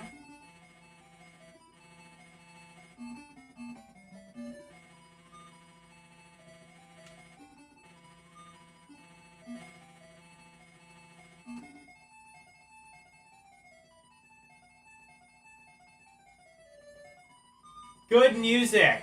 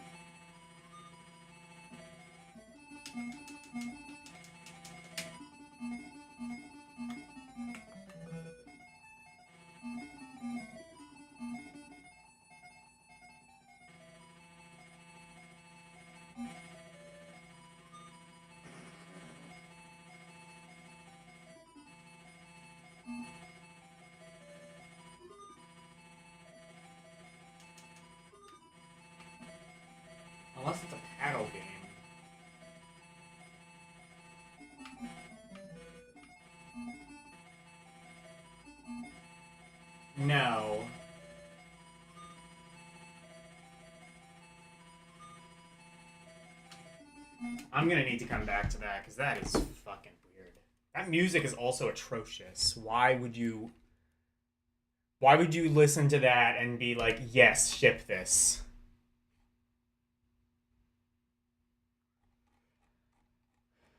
Farmyard Fun. I feel like it's anything but.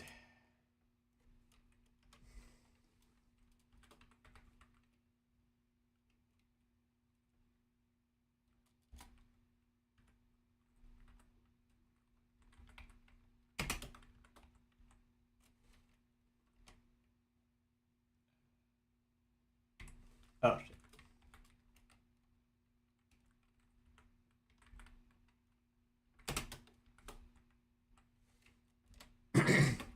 Okay.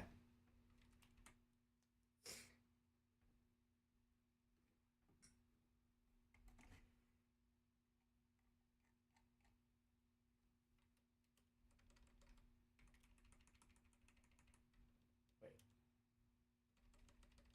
Ah, I see why it's doing the thing. Okay. Yeah, that's why. Okay. Fast. Oh, this is a good game, I think. Fast Eddie. You know how you have Mario, you have Sonic? Well, Atari's got them both beat with Fast Eddie. And incidentally, due to the homebrew scene, you have both Mario and Sonic, so that's also cool.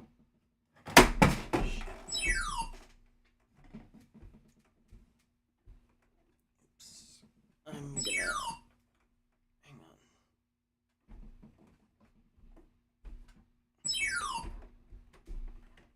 on. My speaker fell.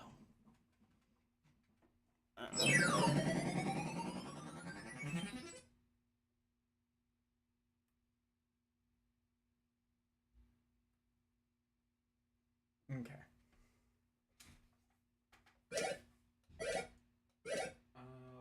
Who am I?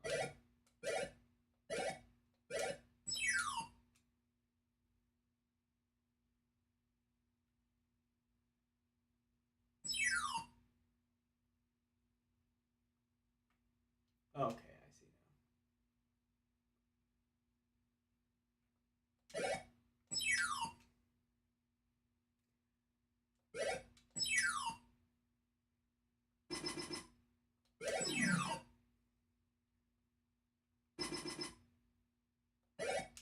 You don't really have like much leeway to actually jump over things.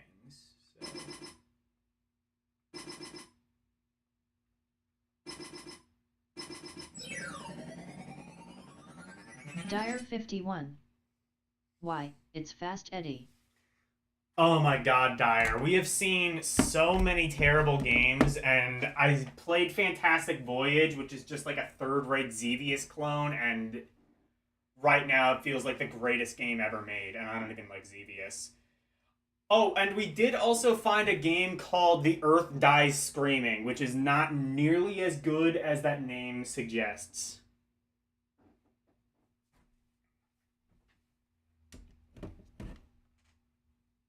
LCX. Hwilo Dire. Dire 51. Hey L.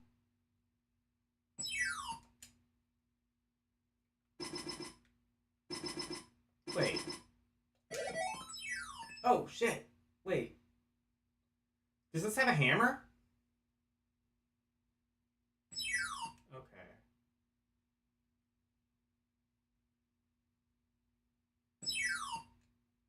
Okay, so I can't. Because I don't think I have enough leeway to actually jump over the enemies. Dire 51. The jump is kind of too shallow. I'm familiar with all of those. LCX. The Earth Dies Screaming. It's Mappy. The Earth Dies Screaming is patently the greatest name for any video game ever. And if you disagree, you're wrong. Although Communist Mutants from Space is a close second. Wait. So what do I do when I reach the top?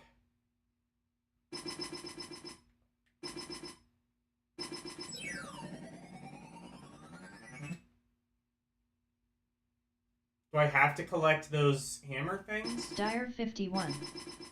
You have to get all of the hearts here. Oh and my you can god. jump over the little weirdos. LCX. Holy hand grenade worms.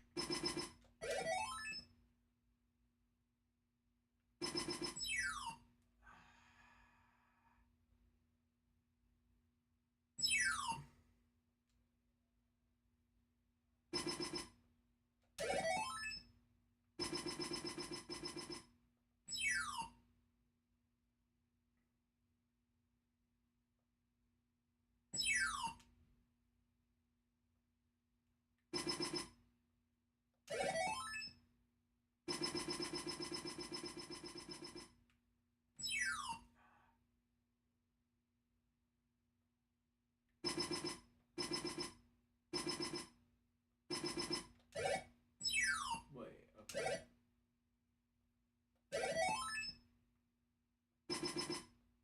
So it is like Jumpman, except, in my opinion, not as good. Did the Atari have a port of Jumpman? I don't think it did. I think it was just Coleco. And maybe the 5200.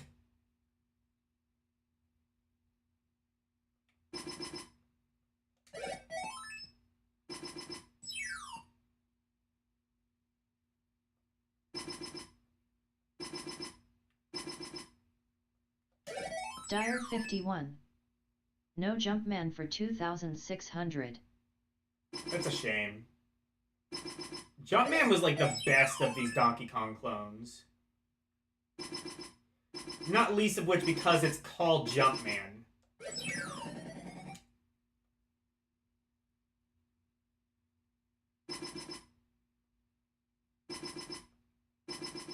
And therefore makes it Nintendo like Vault. kind. Yes. Coleco. I have it Jumpnem.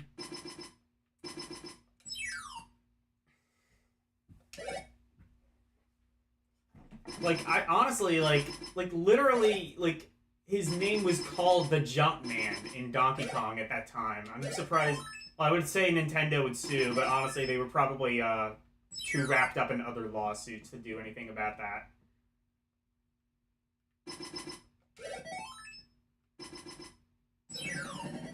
Dire 51. Get enough hearts and the tall weirdo will shrink. Oh. LCX. Mario Jumpman Mario, serial killer. Yes.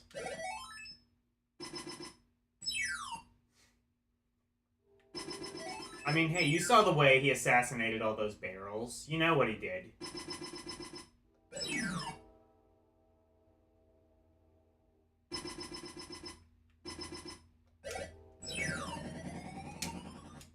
Nintendo Vaults. Epic's game. Yeah. Oh, so you can jump over it. It's just... Oh, kind of.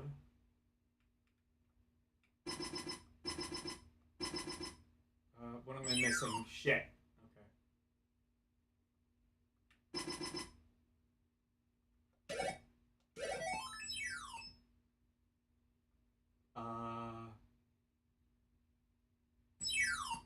I don't know if it resets the hearts when you die or not. It does, I think.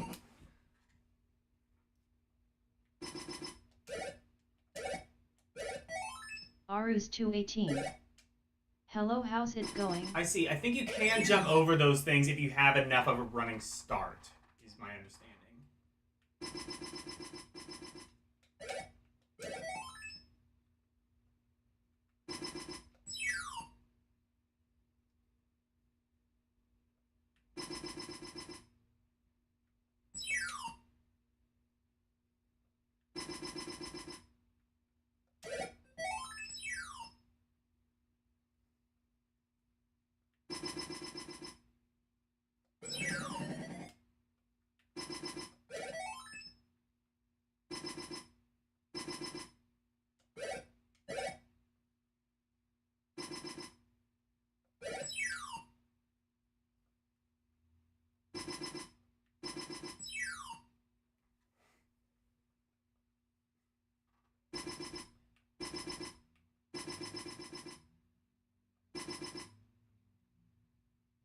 Vinendo Vaults.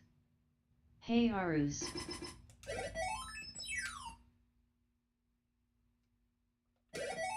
Arus 218. Hello Nintendo.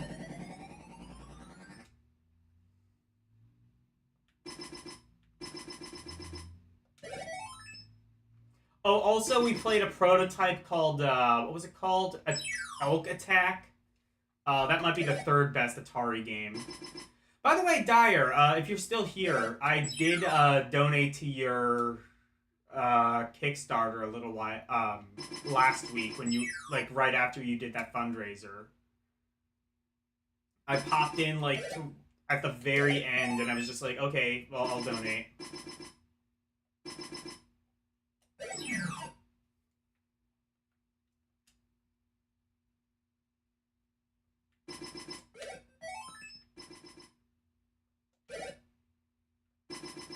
Dyer 51.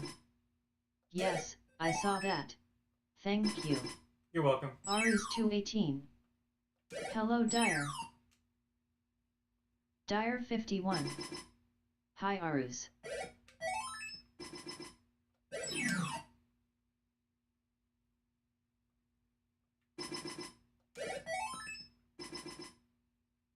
JJ_McQuaid. Ah, those Atari beeps and bleeps of the old days. Yeehaw. Hello, JJ.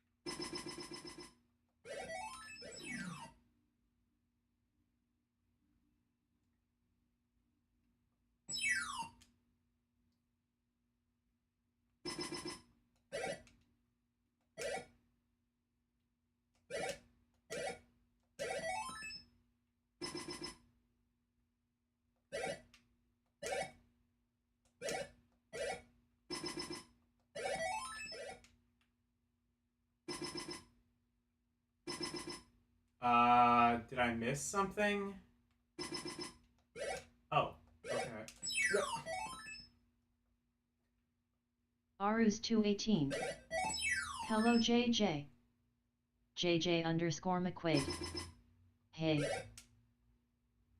So you have to go up and down a few times, I think, to actually get the necessary hearts to defeat Evil Eddie or whatever his name is.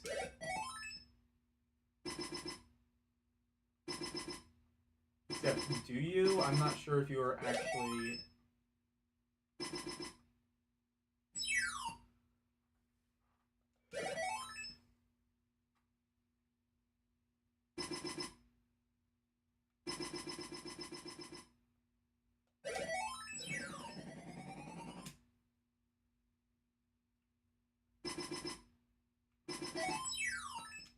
Dyer 51. Oh shit! Collect enough hearts and the tall weirdo will shrink low enough to be jumped over. Hey! Hey Dyer! Hey guys!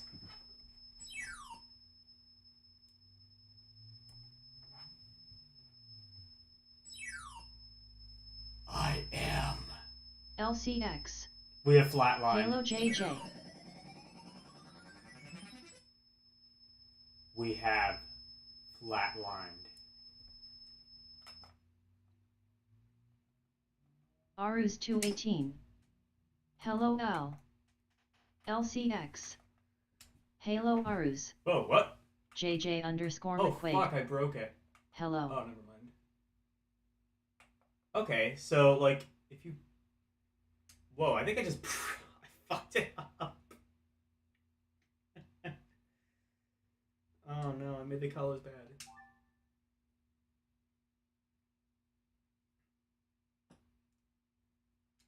Okay. Life is good again.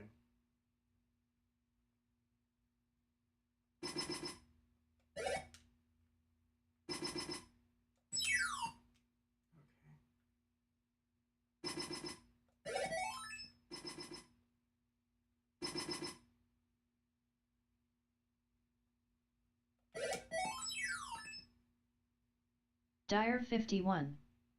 Oh, you're almost to fast food. Oh, have I... Oh yeah, I think I might have actually ranked that one. Because I think Nintendo requested it a while ago. I could be wrong. Or is it Food Frenzy?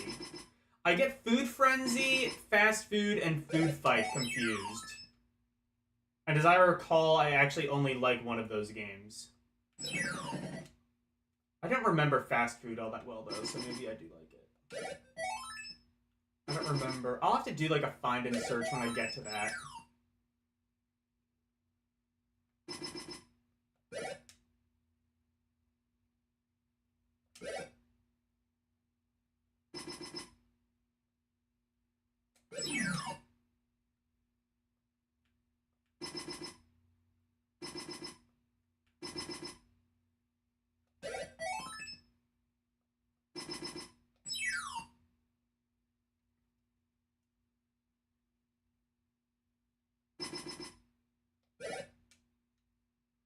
So are we literally defeating... Are we literally defeating this man with the power of love? If that... You know what? If that's the case... If we're defeating someone with the power of love, then that officially makes this a better Back to the Future game than the actual NES Back to the Future game. It has more to do with the movie, I think.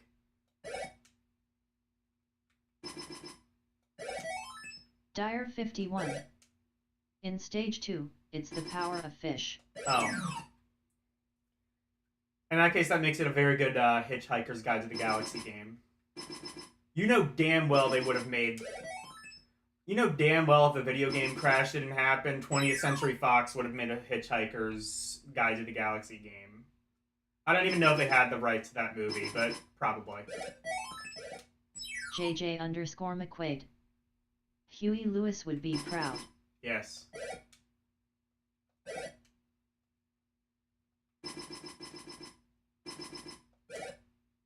Shame, because Huey Lewis sucks. Only good thing he did was Hip to be Square, and that's just because it was in American Psycho. I mean, I say that. He seems like a nice guy. It's just, I don't really like his music.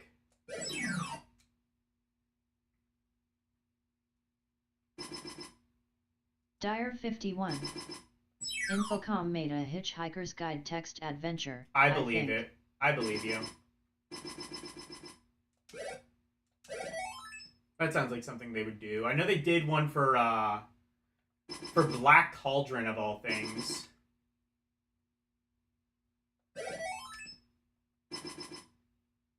So there does exist a video game based off of Black Cauldron. He's not getting shorter though, is what I'm saying.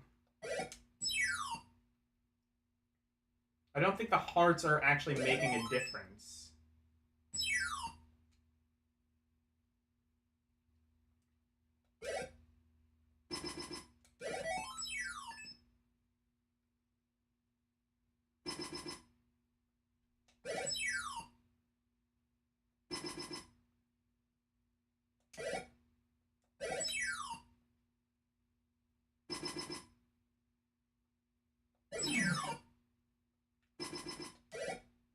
Dire 51. They are. You just keep dying. Okay.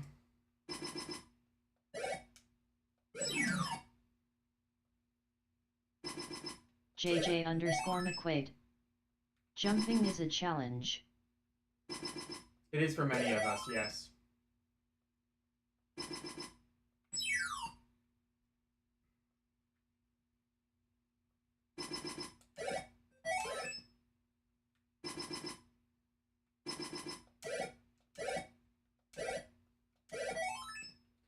I can say this. This has held my attention more so than any other game we've played tonight. Even if I'm not good at it at all, I mean, it's got something to it, doesn't it? Probably because it's the closest thing to Jumpman on the Atari. I mean, you know, besides Donkey Kong.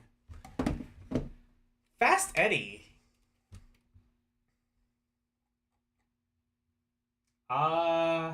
Very fun, actually. I'm gonna Put that under very fun. I don't know if it's outstanding. I don't know if I would put it that high, but I think very fun is fair.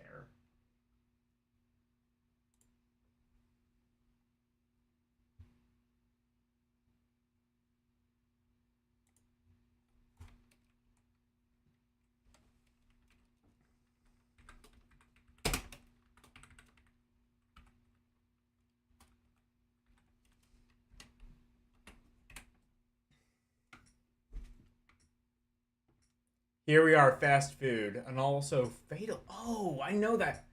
Oh, Fatal Run is like a really late game, if I remember. Oh, this is gonna be incomprehensible. Oh, okay, so I'm. Huh? Oh, okay, I'm a pair of teeth, and I am trying to collect the food, or I'm trying to avoid it.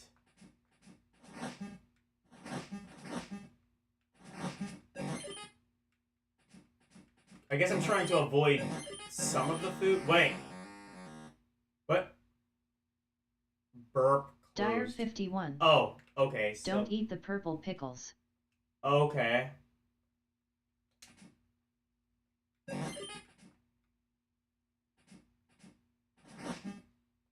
Okay.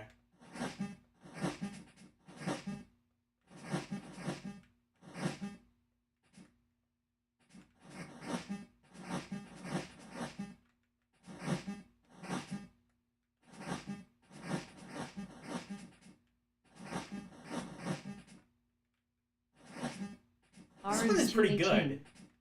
What's wrong with purple pickles? I don't know. I guess whoever... What? Oh. Is that level 2? Dire 51. That's not the... Verb. Closed. Okay. LCX. Hey Alkin.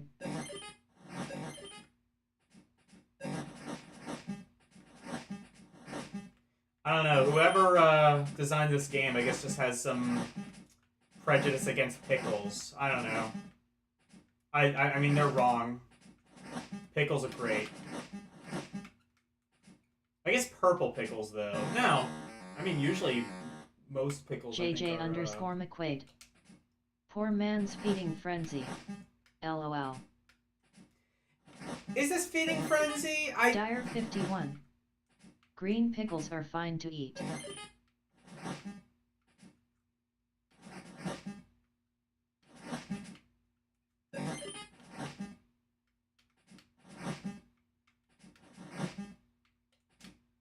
Whoa.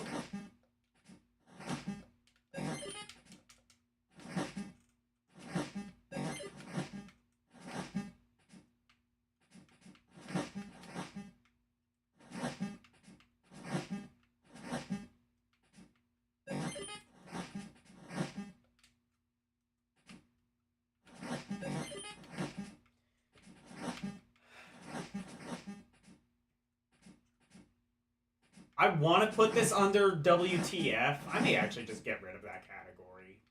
But, like...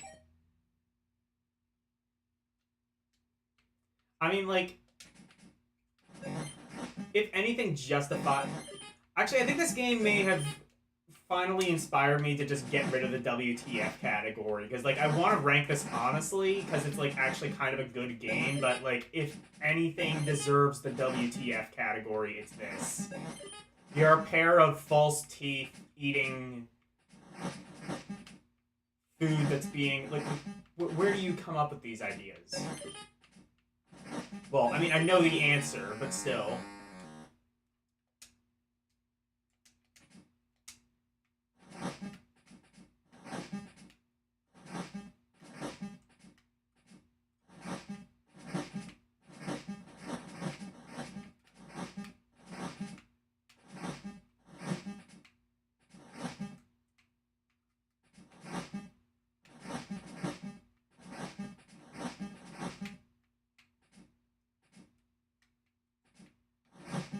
Dire 51.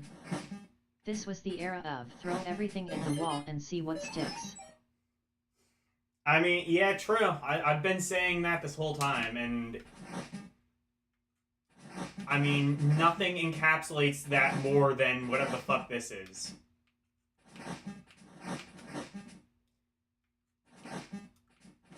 I mean, I make fun, but really, does, like, a giant, round, like,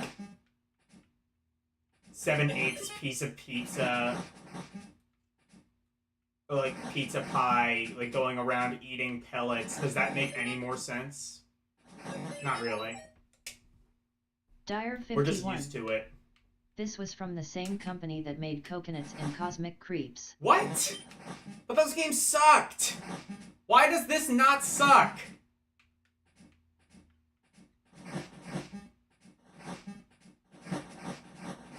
Wait, did Cosmic Creeps suck? I actually just, which one was Cosmic Creeps? I actually just looked at that today because I was, re-ranking it now that I kind of understand it a bit better. Cosmic Creeps, which one was that? Dire 51. Because a broken clock is right twice a day. True. Coconut, I know, sucked. That was, like, genuinely one of the worst games on the system. If that's not in the garbage tier, it should be. Is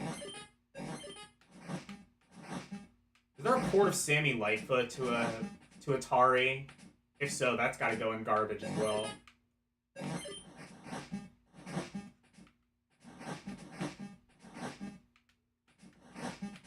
Unless it's better than the ColecoVision version, which I highly doubt. I mean, I guess it could be.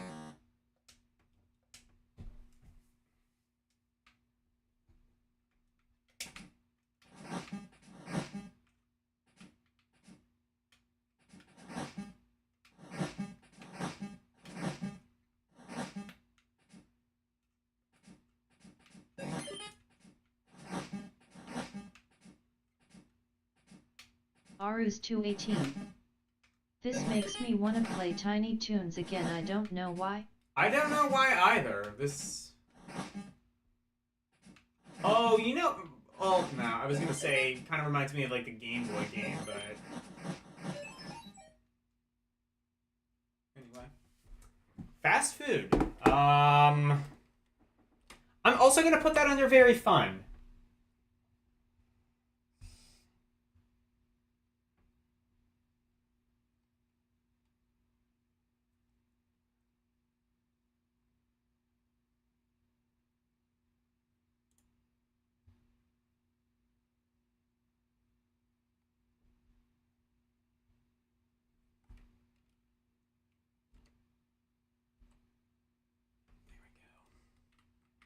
Dire 51. We're tiny, we're toony, we're all a little loony.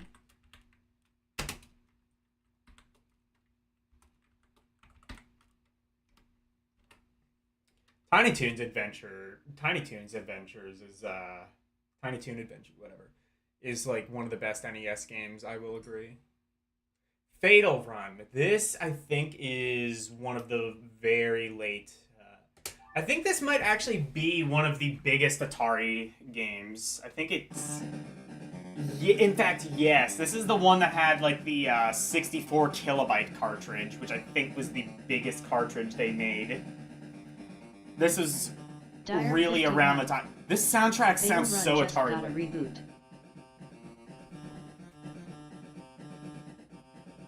It got a reboot? I believe you. This music sounds so Atari Lynx. It must have been around that time.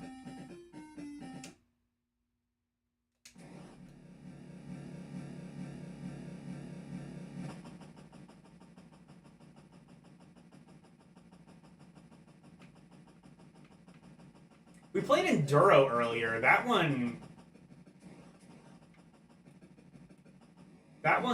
got some pretty good quality to it. Nick Werner. Hi. Dyer, is Enduro an arcade port? Because I swear I've heard of, like, Enduro or Dire Enduro 51. Race. I feel like it's like a Sega Fatal game. Run 2089. It's on Steam, etc. Oh, shit. Renee Okay. W. So it's really Hi, Nick. recent.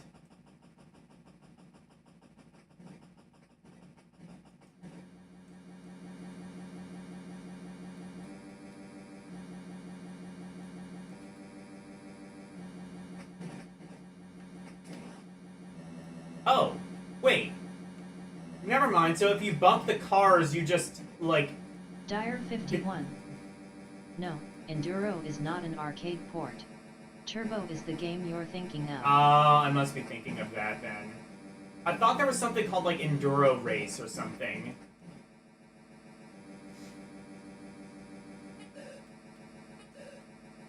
Unless... Is that a Ari's Vectrex game? 218. No, I might be thinking of Hyperchase. Hello Nick and Renee.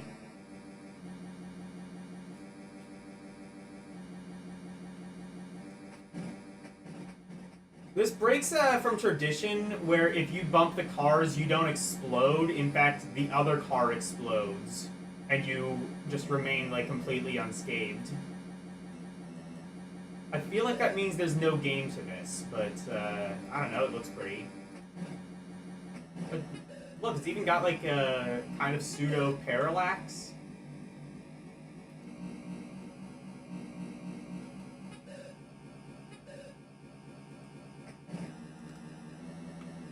Dire 51.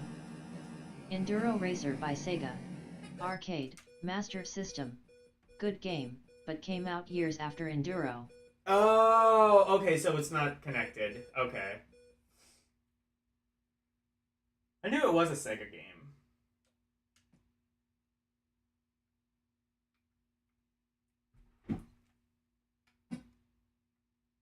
Oh, am I putting in my initials?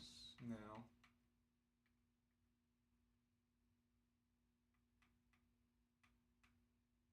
E. Oh, I don't know. Reset. Dire 51. And yes, Fatal Run was a late release. Yeah. I think this might be like tied with like I think there were maybe two 64K games. It was like this and maybe Quad Run. Which is the only 2600 game I can think of to have digitized speech without, I mean, not counting Juno First, which like had like an extra module. Apparently they were working on like kind of like the IntelliVoice for Atari, but like when Nolan Bushnell left, they just closed down that entire department.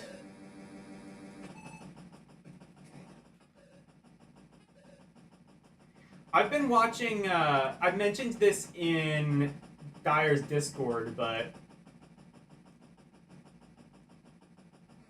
Dire 51.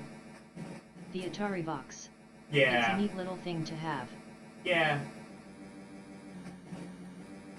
I mentioned this in Dire's Discord, but if you enjoy these videos, I've come to find somebody, Atari Archives. I forget his actual name, but somebody in Dire's Discord pointed me to him. Apparently, he has a podcast, and the Atari Archives guy has been on the podcast a couple of times. Very informative, and really the only other person I can think of to do, you know, like, I'm sort of like inspired by like Crontendo, Random Stranger, Fanny Daly, Jeremy Parrish, and clearly this guy's inspired by Jeremy Parrish too. I mean,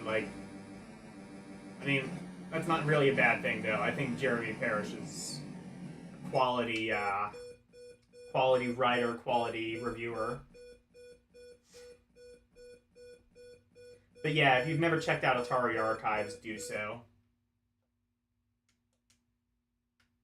Dire 51. Yeah, that's Kevin Bunch. That's it, He's yes. a good guy.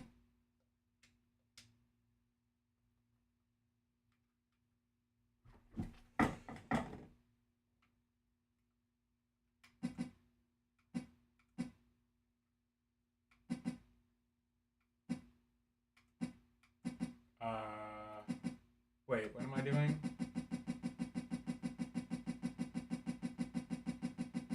Wait, so what happens if I make the number go... Oh. Oh, wait a minute! Oh, can I upgrade my stats? Is that what this is?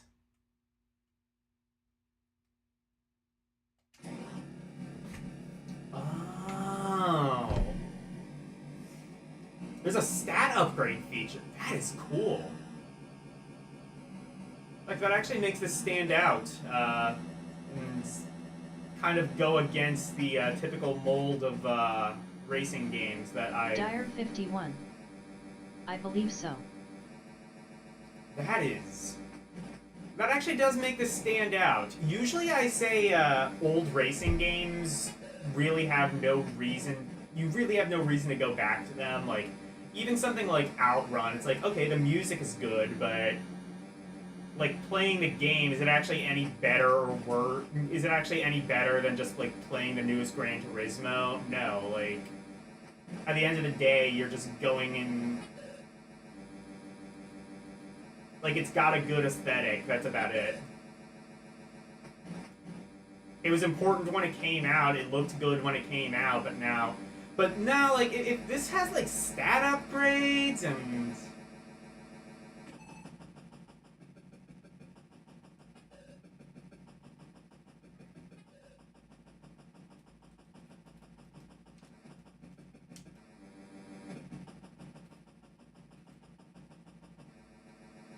Dire 51.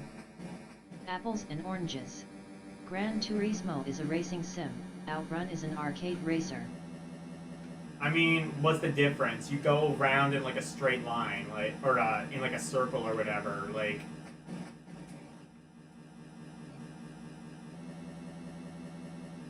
Like, racing games, unless it's, like, Mario Kart or something, there's really not much you can do with a racing game. LOL.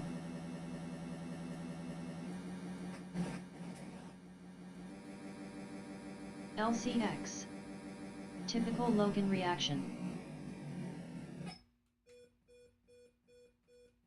Anyway, I like this. Fatal Run. I'm actually going to put that in the outstanding category. I was not expecting to put a racing game there, but I will.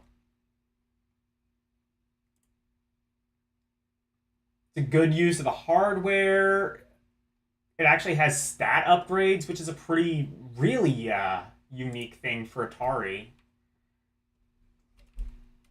Really ambitious, and it works, too. Dire 51. You don't spend a crapload of time upgrading your car and doing all of the sim stuff in Outrun. So it's worse. Okay.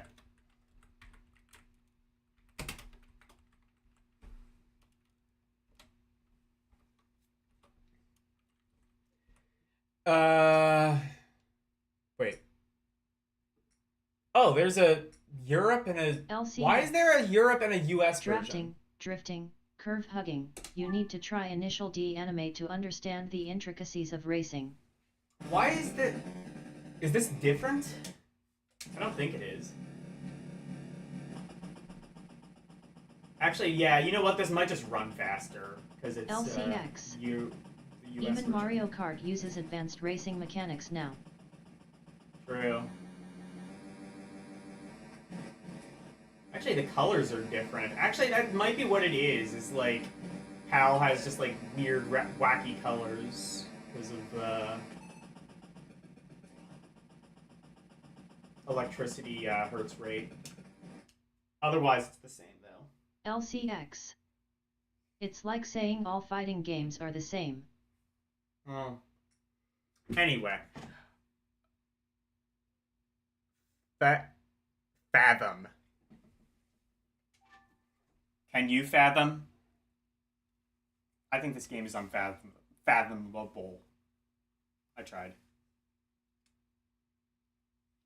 Okay. Dire 51.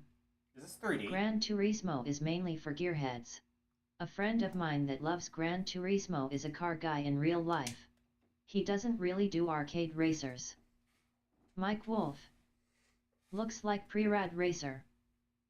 Yeah. Well, actually, I think it might actually have come out after Rad Racer, because Rad Racer, I think, was like 86, 87, and I think Fatal Run might have been... It was like right before the 2600 was discontinued. I love Fathom. Okay, what the hell is this? LCX. Halo Mike. Dire 51. 1977 versus 1983 tech. Mike Wolf. Well, I guess true. Interesting. Mike Wolf. Hi LCX. Whoa. It's like... This reminds me of, like, Echo the Dolphin. Not so much in how it plays, but just, like, kind of the aesthetic and sort of, like, overall fluidity of it. This is a very fluid game. It has, like, some nice, smooth animations for 2600.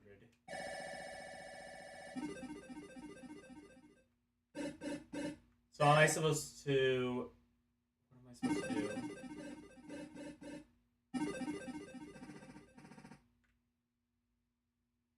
Dire 51. You have to collect the sea orzes and avoid the octopi.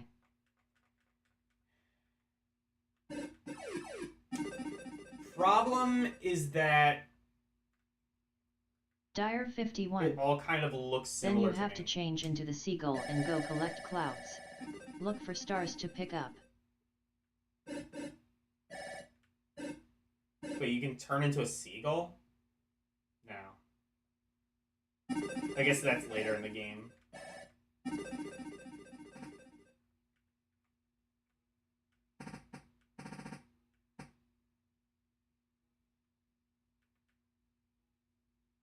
Oh.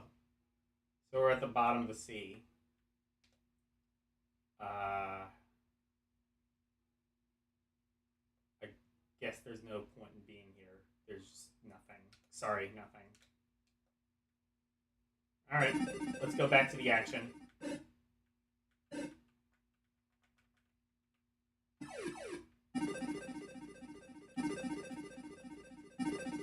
What? Oh! Now, okay, now we're at the bottom of the sea. What the Dire 51. The object is to build a trident and free the mermaid. What did I just do? I fucked up the colors. Okay. Oh, I guess that's the... I guess I got a game over?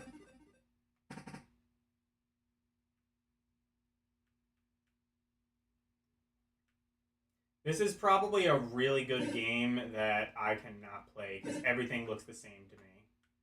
I can't even tell which one is which.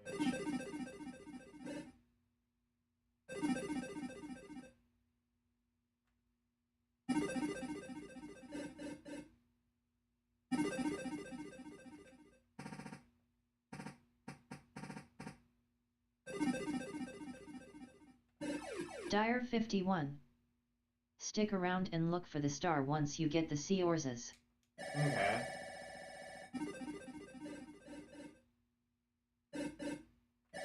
Okay. How many do I need to get?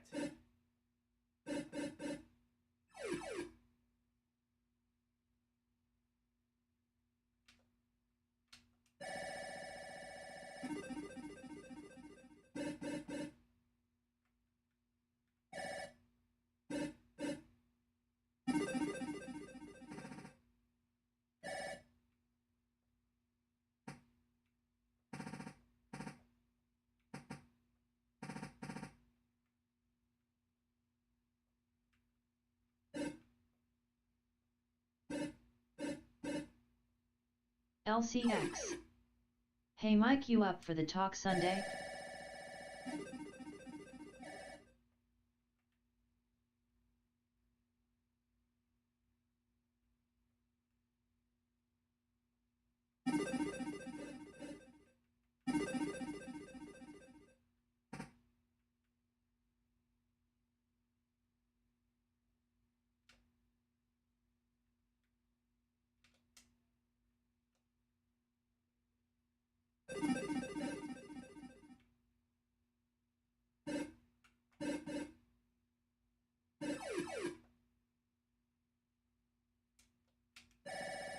This is a game that, because of my limited vision and the very basic graphics of the 2600...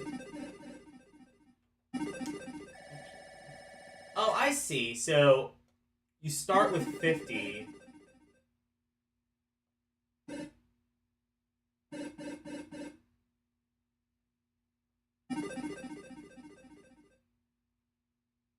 What, like... LCX. Good indie dev group name, Limited Vision Games.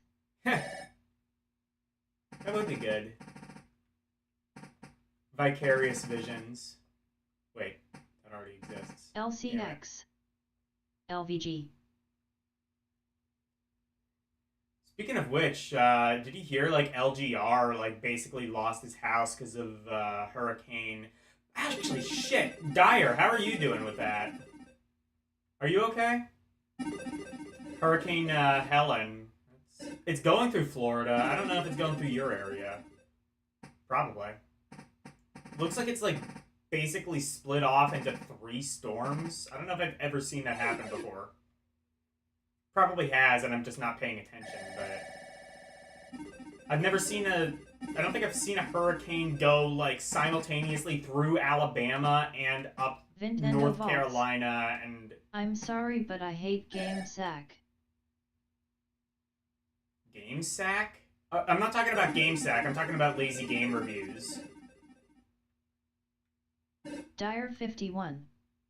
It hit the other side of the state from us. Okay. It passed through FL last week. Florida, you're not a state, you're a monster.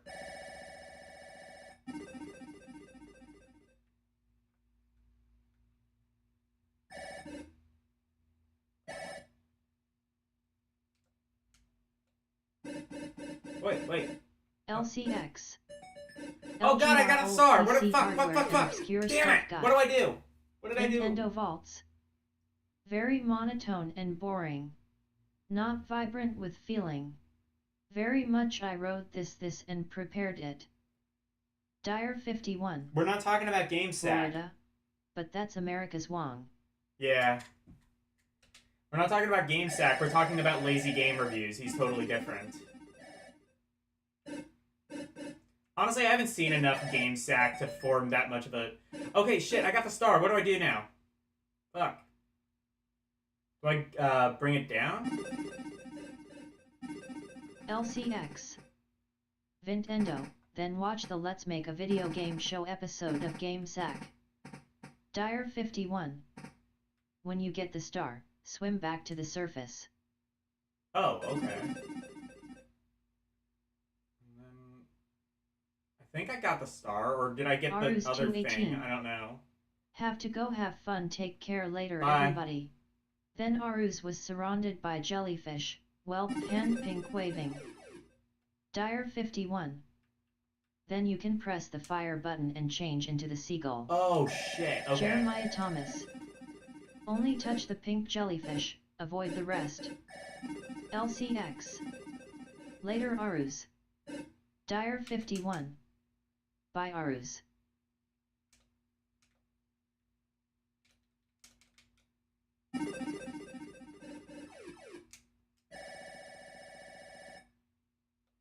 Okay.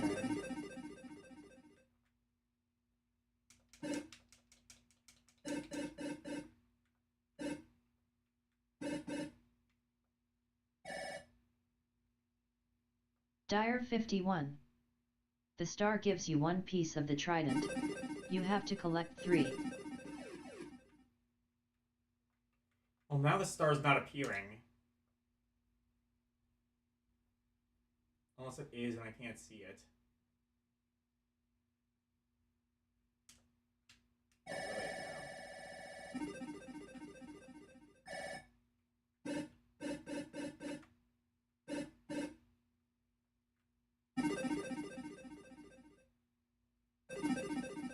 Jeremiah Thomas. Touch the pink jellyfish to make the star appear. Oh, okay.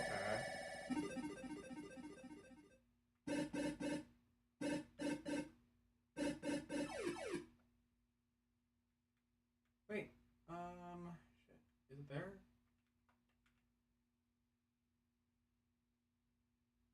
Where am I?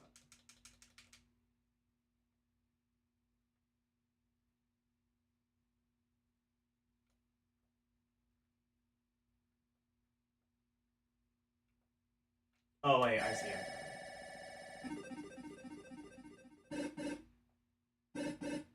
Dire 51.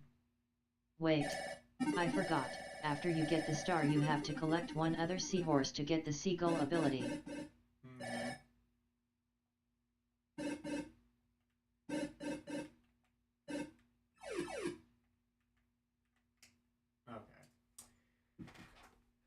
I can't really play that one, but I can acknowledge that it's got like some good ideas. Probably pretty well executed, even if I can't properly execute them. I'm gonna put that under fun. Maybe I'll have to like look up a video or something of Renee W. I'll try it House again off hugging camera. face. What was that called? Fathom.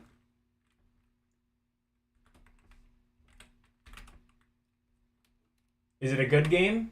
It's fathomable. Okay, I'm sorry. Final Approach. That name is way too close to Final Solution. I don't like it.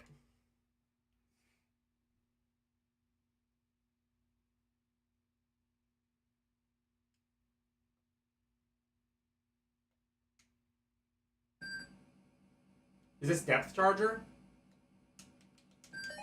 Or, not Depth Charger, but, wait.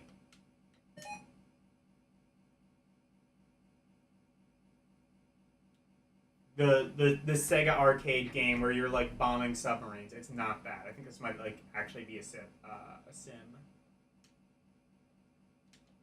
Dire 51.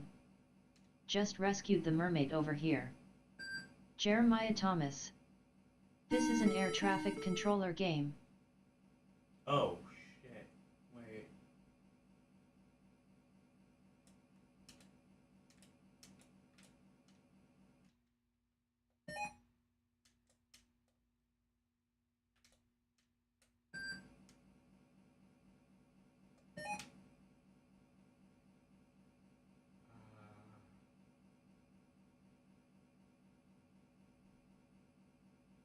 I'm feeling like this game is going to be too big brain for me. Dire I might have to 51. like, look this up later.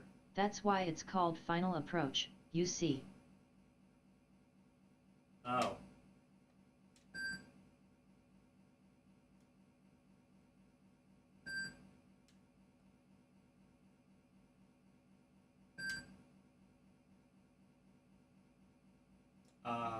What am I even controlling?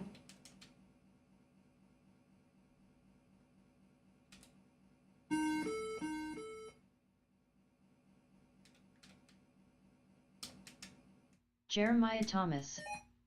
I know 2,600 games, and I have no idea how to play this one. Oh, thank you.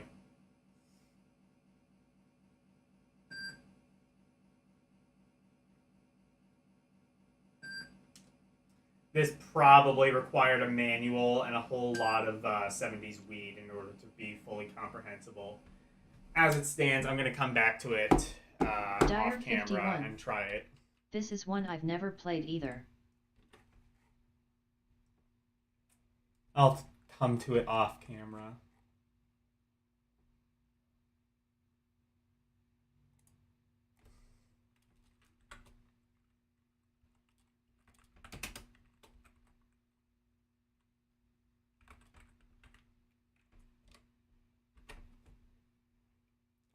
How many, out of curiosity?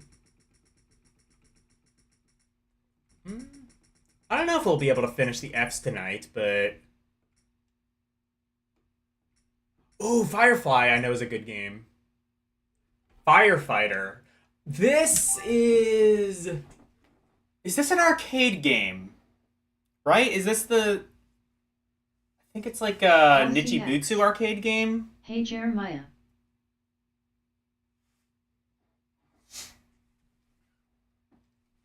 Dire 51. You will need this. https://atariage.com/manual_html_page.php?software labeled =175. It's dangerous Jeremiah to Thomas. Take No. this. Jeremiah Thomas. This is not the thing I Hello. thought it was.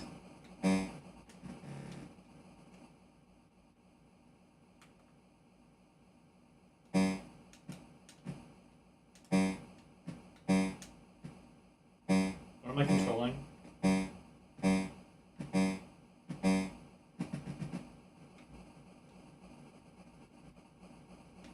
Oh, wait a minute. I see. I think I might be... Wait a minute. Is this the... Dial 51. All I see is the tier list. Oh, Jeremiah shit. Thomas. Firefighter is a pretty easy game to understand. Wait. Shoot. Hang on. Ah, there we go.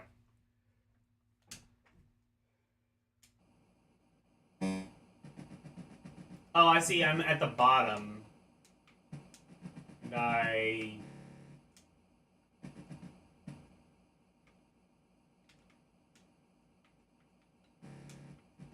Oh, I see. Am I...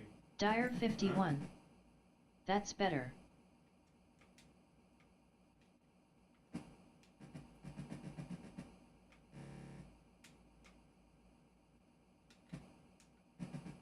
Jeremiah Thomas. You have to extend your ladder to the building. Okay.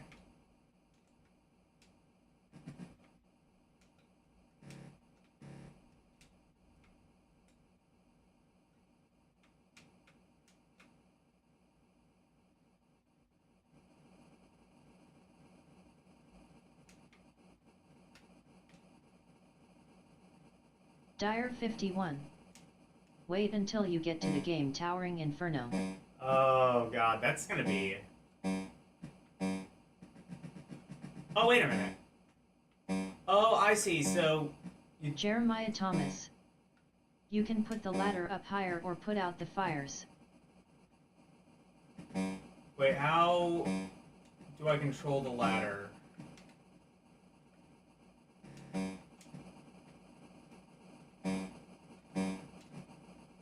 Can I extend it somehow? Maybe can I, like, go inside the fire truck, maybe? No. Hold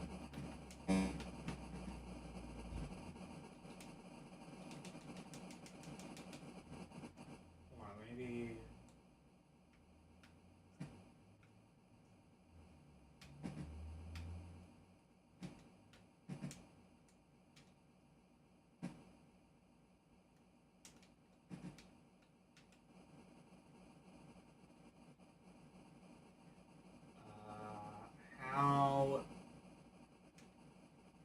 How to control ladder. Jeremiah Thomas. There's one button. It When shouldn't you be are this on the hard. truck, try pushing down to go into ladder control mode.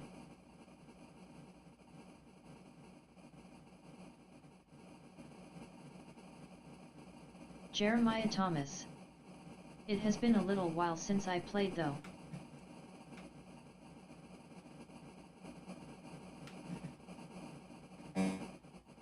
There's one button. It shouldn't be this hard.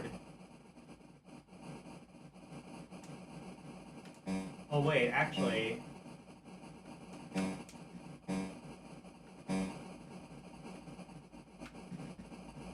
Oh, okay. Well, now I can...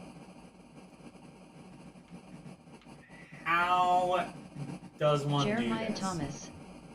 Put out the fires now. Nintendo Vaults. Those were good spoofs, I must admit. At L.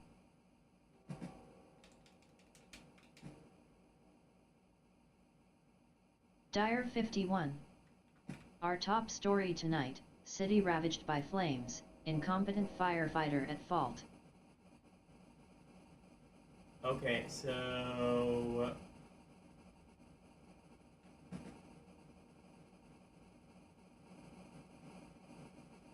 Jeremiah Thomas. LOL. Good night and have a pleasant tomorrow. How do I make this do something?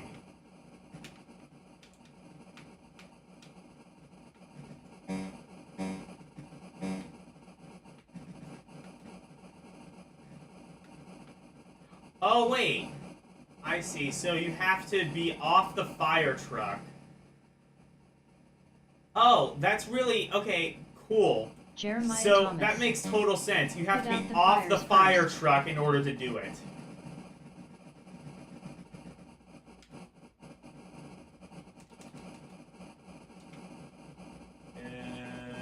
wait. Except I can't, like...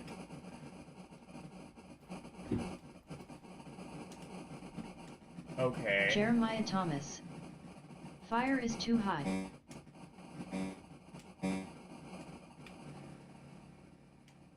Dyer 51. He's going to jump. There's no net.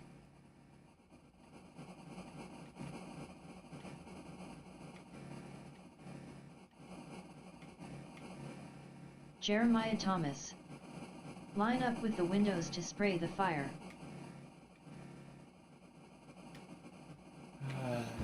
This is strange how it controls, by the way. It's like the left and the right are very spotty. Makes me wonder if this would have worked better on emulation, on physical hardware, but I kind of doubt it. Also, it looks like you have to wait until the...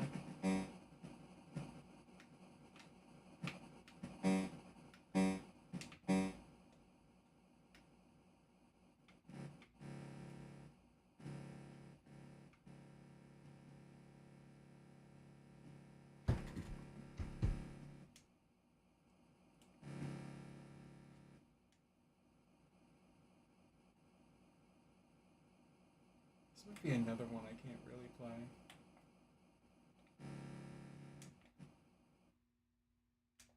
Oh.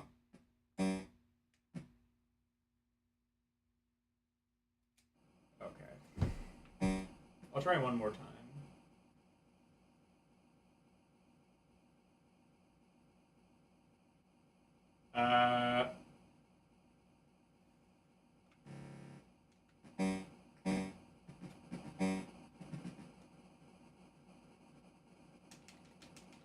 Okay, how do I do water then?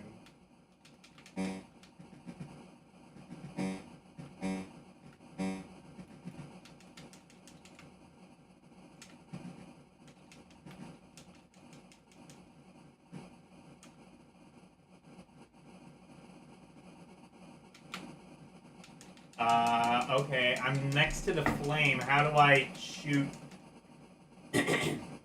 Normally there would be, like, a separate person doing this. Jeremiah Thomas. Get under the window rows.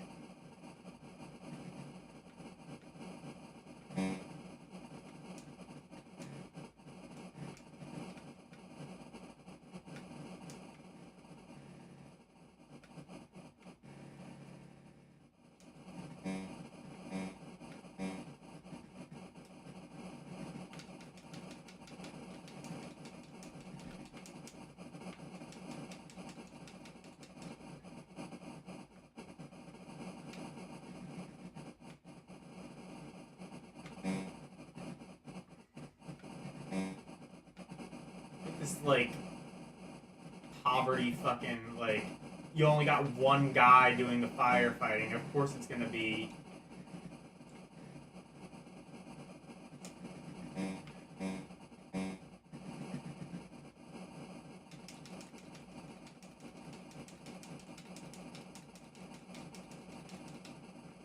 Jeremiah Thomas. You are in ladder mode. You need to be in water mode. Oh, there's a fucking... How do I do that then?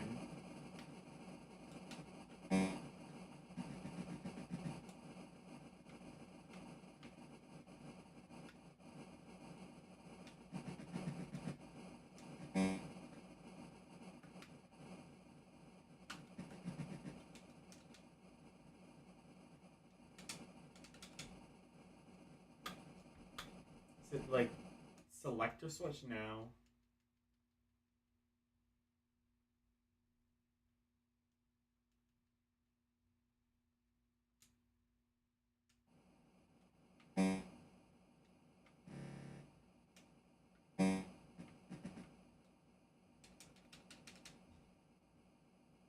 Jeremiah Thomas. There. Line up under the windows. Spraying is either up or button. LCX. Face blue smiling, face blue smiling, face blue smiling. Is it shooting water? I'm not sure.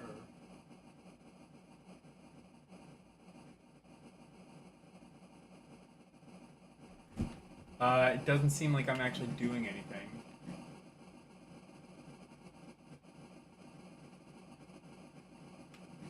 But it's making a different noise, so this game confuses the hell out of me.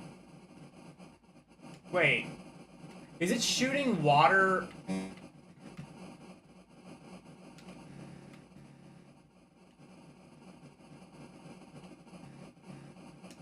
Jeremiah Thomas. You have to be directly under the windows. You can see the water. LCX. He actually can't.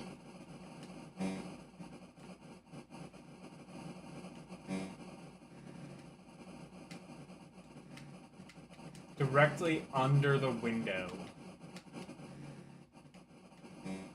That's as low as I can make it go. Oh, unless... Oh, I see what you mean. Like this? Oh, LCX. shit! I see. I'm not sure he can see the fire either.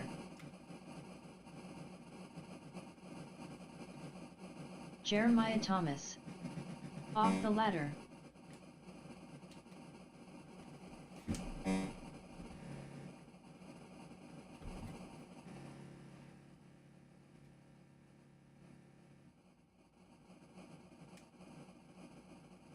Okay, well, I took care of that. Jeremiah Thomas. There you go. Wait, so why does the ladder exist at all then? Why... If I can just shoot LCX. water up and make the fire go DED. away. Good. DED. Good. Like, that seems like it just took care of the problem. What is there left to do? Jeremiah Thomas. The person will not come down until all the windows on the floor are fire-free. Well, they are. Oh, is there... Okay.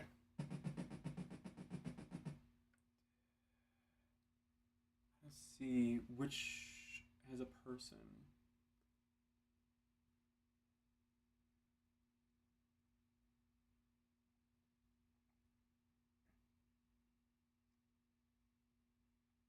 Dyer 51. I don't see a person. Now you have to lower the ladder to his level.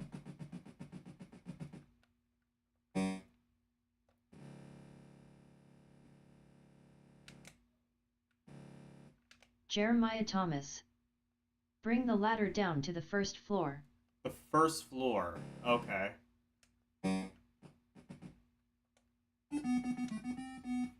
Okay. I didn't see a person there, but... Oh, okay, so there was just... Okay. I see, so I have to do this first.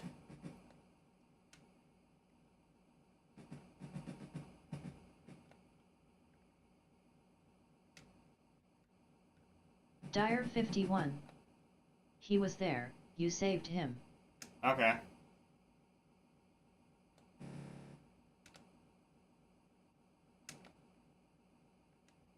Wait.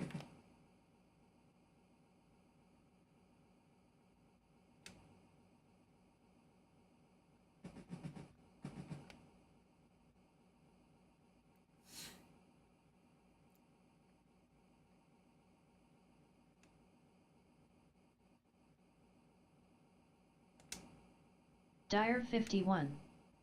You have a limited supply of water, so don't waste it. Okay. Jeremiah Thomas. Just hit the windows where there is fire. I see. Okay.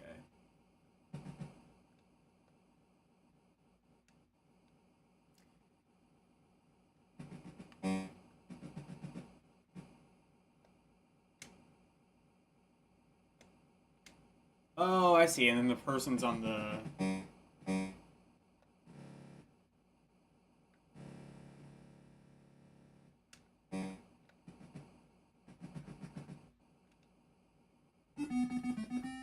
Ah! I'm understanding now. I'm learning.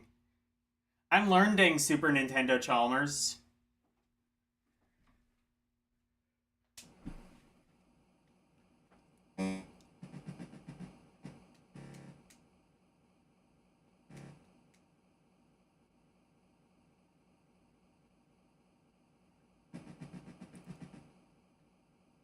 Dyer 51. Skinner. Skinner!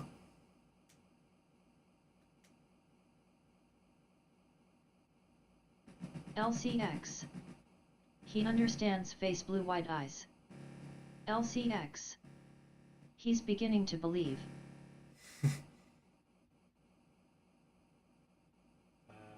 What floor is the man on? Okay, I'm on the right floor, I think. Yeah. Oh, shit. I have to go one level up.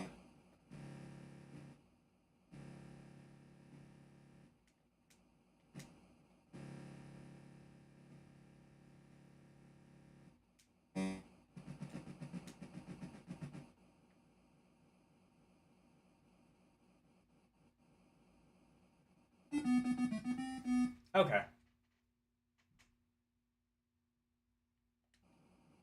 Alright. Firefighter. Definitely a interesting game. I don't know if it's one I would necessarily want to come back to all that often, though. It's a good concept for a game, but it's not like it's like super fast paced or anything. It doesn't have like, you know, it's a simulator for Atari. That's an interesting concept in and of itself, but I don't know.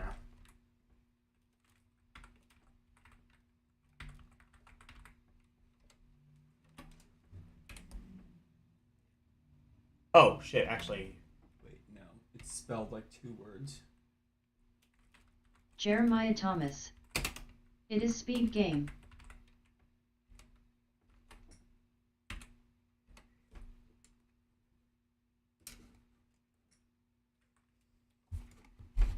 Dyer 51. It's not the fireman, but then again, few are.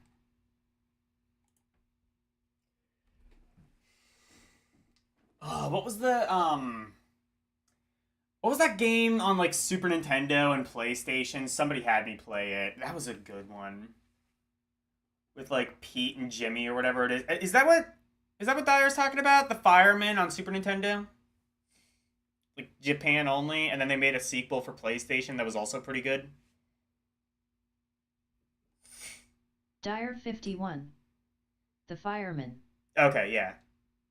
I was gonna say, that's a good game. Firefly. Oh, I think I know this game. This one's pretty good. Right?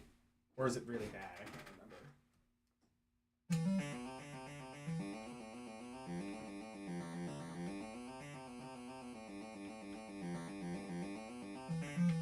I can't remember if this one's like Dyer 51. like famously really good or Oh, infamously God. bad. This game. Jeremiah Thomas. Oh no, a Mythicon game. Oh, okay, so never mind. Oh, yeah, I remember this now because it's, like, incomprehensible even as compared to most 2600 games. Oh, wait, oh, I see, so...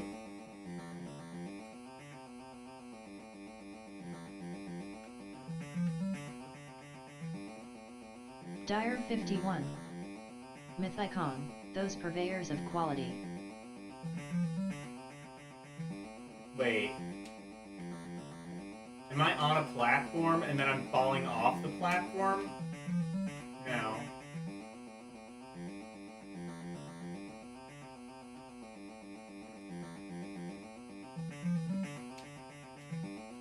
Okay, so is my goal just to what? Okay, but like what?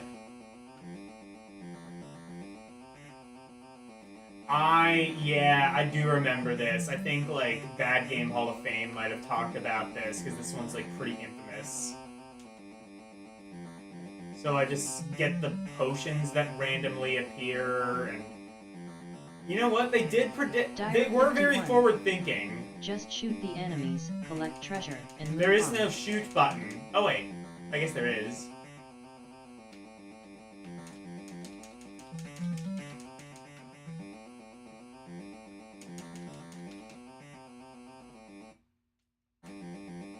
Jeremiah Thomas. This might be Mythican's best game. Then again, it could be their worst. I don't know. What else did they do?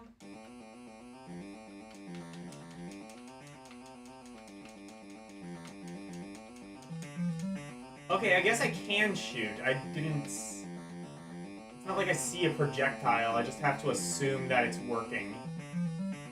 Dire 51. Trick question. All of Mythican's games were the same.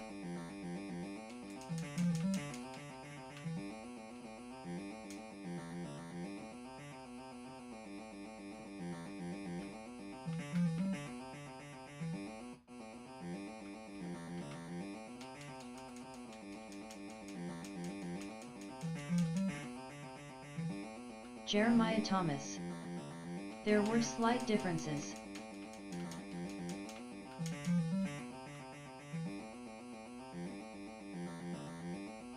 I know this game. I know this game because it's kind of infamous. Like, in like, well, not angry Dire video 51. game circles, but like, There were, but at heart, they were all identical. okay. I just know this Jeremiah game. Thomas. True. Satsuki Yumizuka, the true and honest Kurumi. Dire, Jeremiah. I mean, I don't know if I've ever seen a game really play Dire quite like 51. this. Hey Kurumi. Although I'm not sure that's really a good thing. I think it's more just like...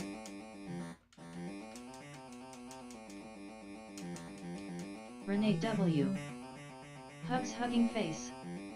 Jeremiah Thomas. Hello. Dire 51. You won't encounter the others until you get to the S list. Oh, cool. S is gonna be fun. That's gonna be like 5 parts. Probably one whole part, probably at least one part just dedicated to the games beginning with Renee space, W. and another part dedicated to the Jeremiah. games beginning with star. I think I'm done with that game. Dire actually. 51. Sorcerer and Star Fox. Oh, they did Star Fox. Oh, that one's good, isn't it? It's like it's kind of like a Defender clone, like the original Star Fox. That one is. Jeremiah Thomas. Hello, thank you for the greetings all. What's that thing in the living room that you put in there? Is it a humidifier? It's a diffuser. I thought I put like Essential oils? yeah, I put like lemongrass in it. Okay. So what does it do? Oh, it's supposed to make the house smell like lemons. Maybe I needed to put more essential oil in it. It doesn't really smell like anything right now. Okay, well then I need to put more in. We were curious about it. We're like, is it a humidifier? Why would he want more humid in here? Especially lately, it's been raining every fucking day. Yeah. Dire 51. No, it's still basically the same as the others. Do you know anything about the 3DO? The 3DO. What Yeah. about it? Just like as the console? Yeah, it was an interesting thing. I've been watching this video of a guy going over every RPG that was on the 3DO. There were RPGs on the 3DO. It's a stretch. All the ones he's covered so far, it was a real stretch. Like all of the RPGs. games. Like I think I've only ever. I only know about one, and it was Japan only. I What- forget what was what it it was called? called. I don't remember what it was called. He But like, definitely went over it. It was like Probably. it was like a cooking RPG or something. You Oh, like I don't fought remember with that. the power of bakery or whatever. what the fuck? I don't know.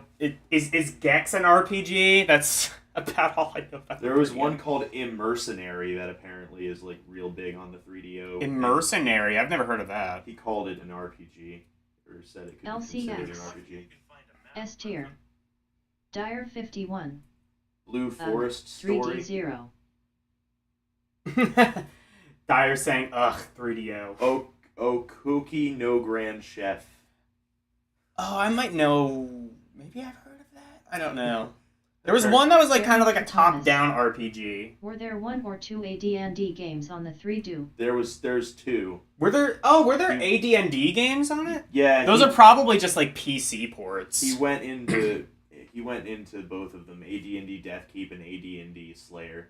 Those are probably just like PC ports. Oh no, they were made specifically for the 3DO, and they were ported to PC later, and apparently the PC version is unplayable. Oh, that's cool. I mean, like, the AD&D games usually didn't have very high quality. Like, if you play, like, the games on the NES... Blue Forest Story. Is that the one you're talking about that's top-down RPG? No, it was like some... I must have been talking about Okaki Battle Bakery Blues. or whatever. It could be Battle Blues, too, because that one's like... No, the game I'm thinking of had, like, a Japanese name. So it must have been the Baking Chef thing. Yeah, maybe. I did not know there were that many RPGs on the 3DO. I didn't know...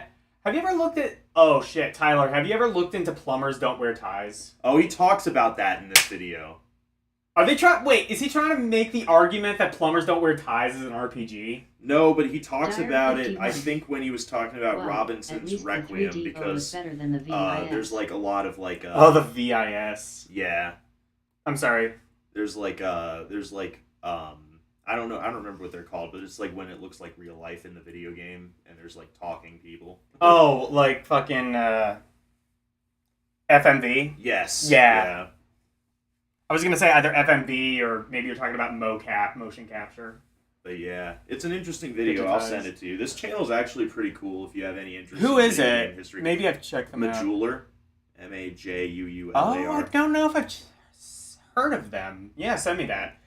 My favorite video of his is called "Are You Afraid of the Dork?" A Dark Seed series adventure. He goes over the Dark Seed fucking games. Dark Seed. Oh shit, that's wait.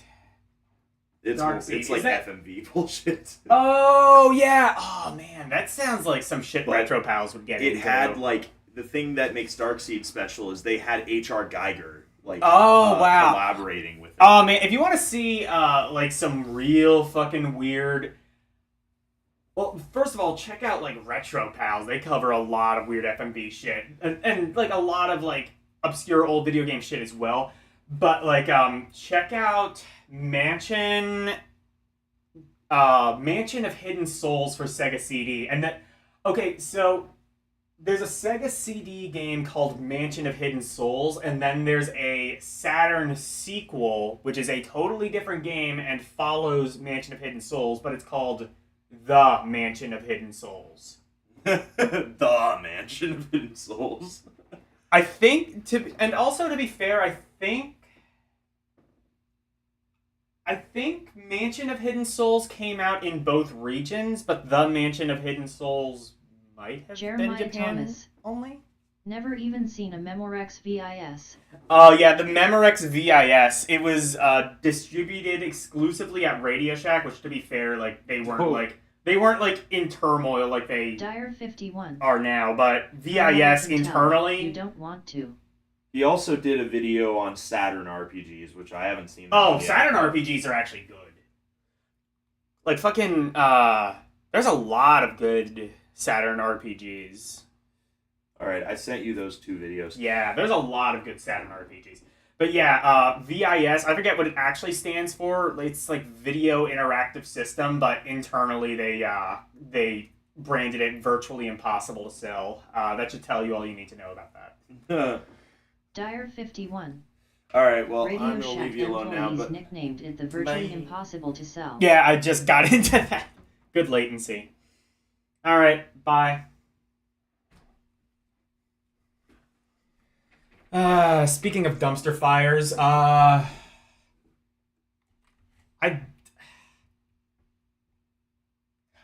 can't. I want to put it under not fun because it's like it's bad, but it doesn't like piss me off like a lot of other games in the garbage tier. Yeah, there's a lot of good Saturn RPGs. I mean, Virtual High Glide is Dire 51. It gets a bad rap, but The I think promo kind of video for unnecessarily. The VIS is comedy gold, though. What is it? The promo video. I've never seen that. Shit, I need... Oh yeah, you were Jeremy talking about that Thomas. on an old stream. That is high praise for Firefly. You know what? Actually, I might put that under comeback later, because I think... No, I think I'm playing that right. I don't know. I mean, if Dire 51. does what it's meant to do, Yeah. I think.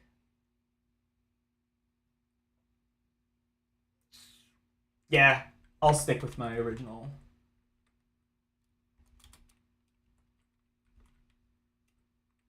Is it Firefly? Is it one word or two? It's two.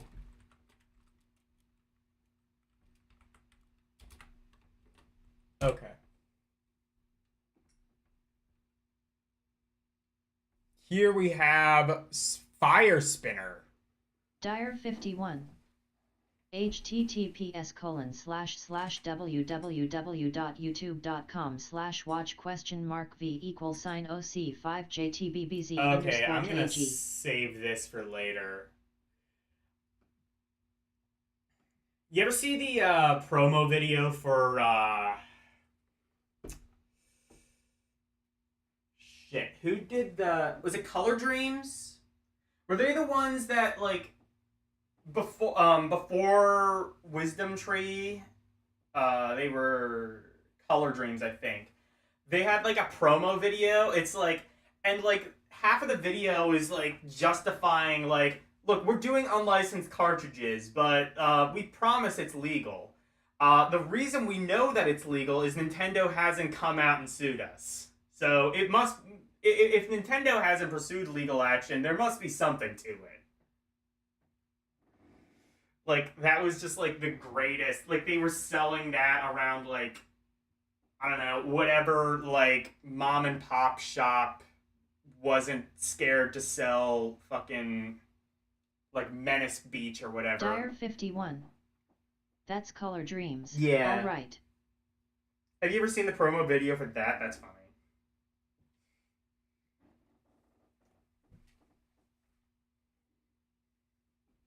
Anyway, Fire Spinner. Hail this. Satsuki Yumizuka, the Another true and 3D honest game. Kurumi. Now imagine Tsuka him on the Memorex. Dire 51. Fire Spinner / Firebug is not a US release.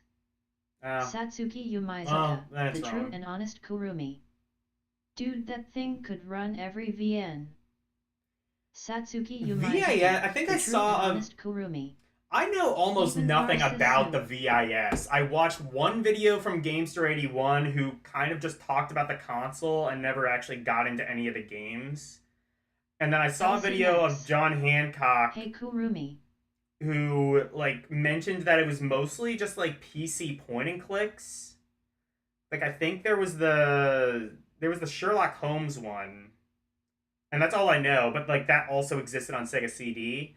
Also, I think it might have run like LCX. it might have just run like a cut Narcissus down is version made of in Windows, NS so you I might be believe. able to just A run it very in basic like Japanese VirtualBox or VN something. engine.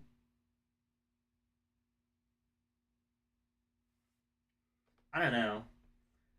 Jeremiah As far as I Thomas. know, there's no way of I emulating think it. I have seen this one before. Is there a guy at the back you have to hit? Satsuki Yumizuka, the true and honest Kurumi. Memorex would be a VN console LOL. Is that what Dire it is? 51. Is this like Tron Deadly Disc? Games. The VIS had virtually no games. I just know about like the Sherlock Holmes thing, which like was a PC port. I think is like the VCS or the VIS rather, is that like kind of like the PC version of the Pippin where it like runs like the Apple Pippin was like Apple's console that ran like a stripped down version of Mac OS. Didn't the VIS run like a stripped down version of like 3.1 or something? LCX. Or am I totally wrong? The PC-98 was a VN console. Dire 51. The video I linked above shows so many games that never came up. Dire 51. I'm sure they would have totally saved the console. Pretty much, as I recall. The Pippin was... That was a thing. Man, pre-Steve Jobs coming back Apple, you think... Like, at least Apple has, like, brand synergy Jeremiah now. Thomas. I cannot talk too much. I have a near-complete Action Max collection.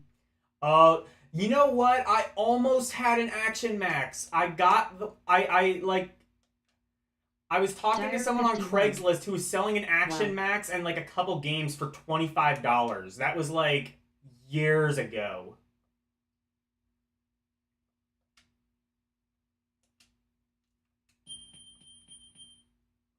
This is like tennis, I guess.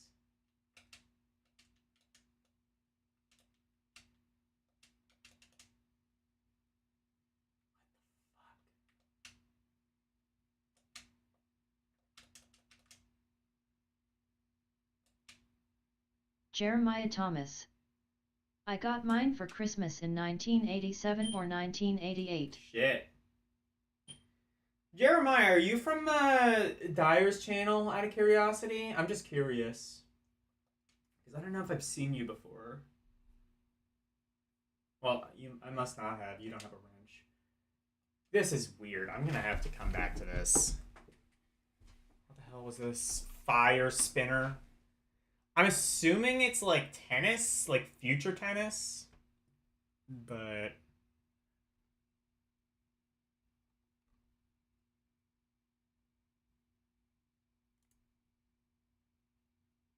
Satsuki Yumizuka, the true and honest Kurumi. Imagine ports.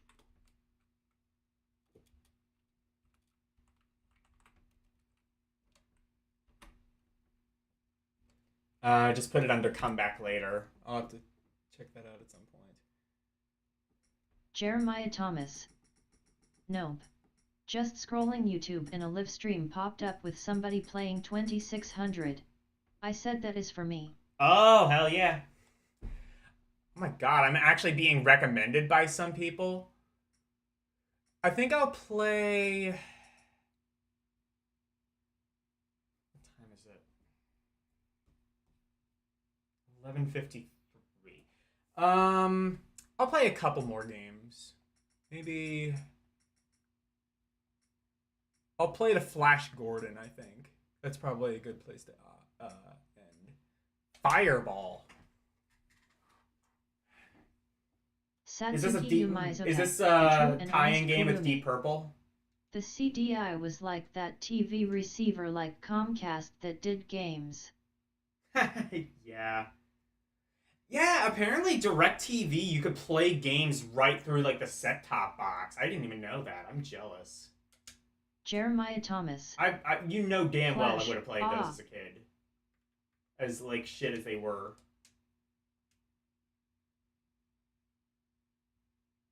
Player 1, first try. What?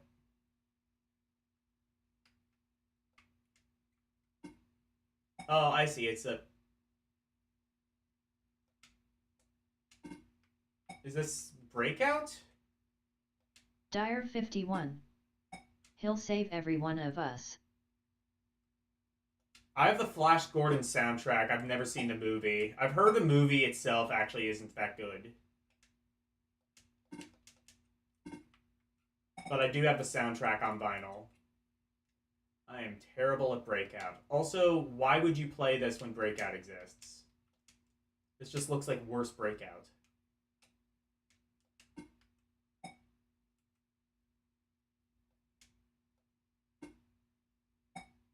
Jeremiah Thomas.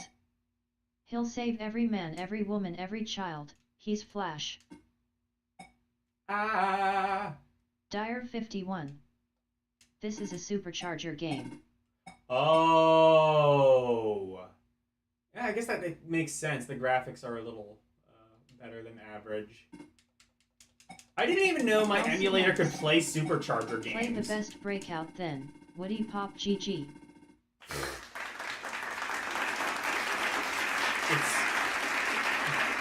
Oh my god, don't make people play Woody Pop. That's impossible. Impossible game for aliens. By aliens for aliens.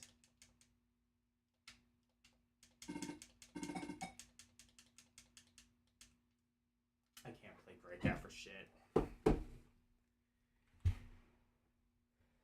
Fireball, not nearly as good as the Purple Album. Dire 51. Supercharger games were converted to standard ROMs. Oh, okay. Were they ever sold like on cartridges or like were they like just for the ROM, I guess. Okay. Yeah, cuz I was going to be like I know like I had Communist Mutants from Space. I was like, "Wait, is that a Starpath game?" I thought it was either that or it was an Atari 800 game. I guess it's a Star. Yeah, it is a Starpath Dire game. 51. No, just cassettes. Okay. Jeremiah Thomas. I wish Sega would have went through with their plan to release Master System Woody Pop with a paddle controller.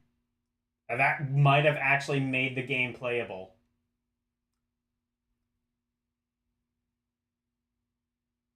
What was it? Fireball. It's Breakout. Especially considering like all of the really ambitious shit that was on the Starpath. Like, why would you pay like for an extra thing just to do Breakout, which you could just buy like a standard cartridge of? I guess the cassettes were probably cheaper too, though.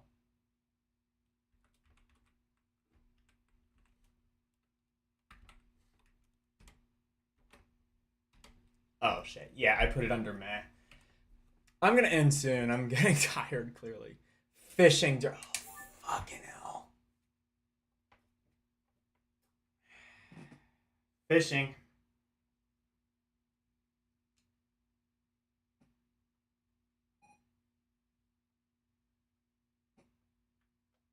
Is this a... Okay, it's an early game confirmed. Has color in black Dire and white. 51. Someone hacked the MS Paddle games to be playable without the paddle cartridge. Oh. Dire 51. Asterisk controller. MS? Were there Master System paddle games?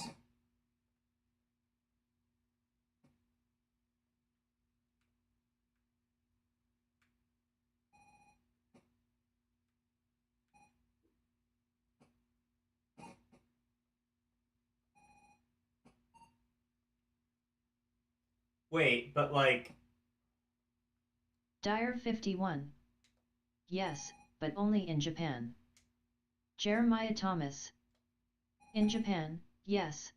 None in the US. I didn't know there was a paddle for that. I think there was only ever one... Oh no, technically two, because I think in the Famicom there was like a sequel to Arkanoid and that used a paddle. Okay, but like, where's the game in your game? This is not a game, this is just fishing.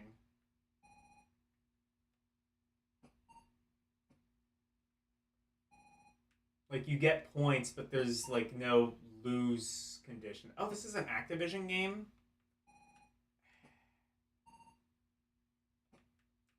I got a Chivo. That is the,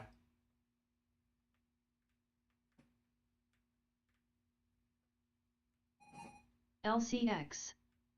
Oh, Nick, you know Japanese? Dire 51. Alex Kidd BMX Trial, Woody Pop, Galactic Protector, and Megami Rescue come to mind immediately. Wait, Alex Kidd Jeremiah supported Thomas. a paddle controller? How? I think David Crane did Fishing Derby. I could believe that. Well, guess what? It's fishing.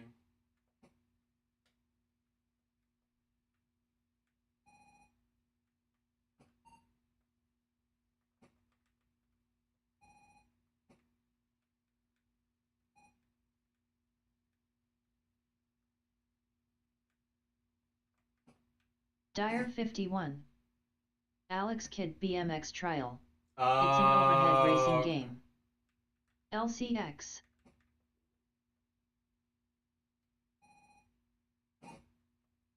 Dire 51. This is much better when played with 2 players. Oh, that's a good point, actually. That's true. Then there would be like a competition. This would actually be a pretty fun LCX. 2-player game. LOL, can't get that scene from Lollipop Chainsaw out of my head.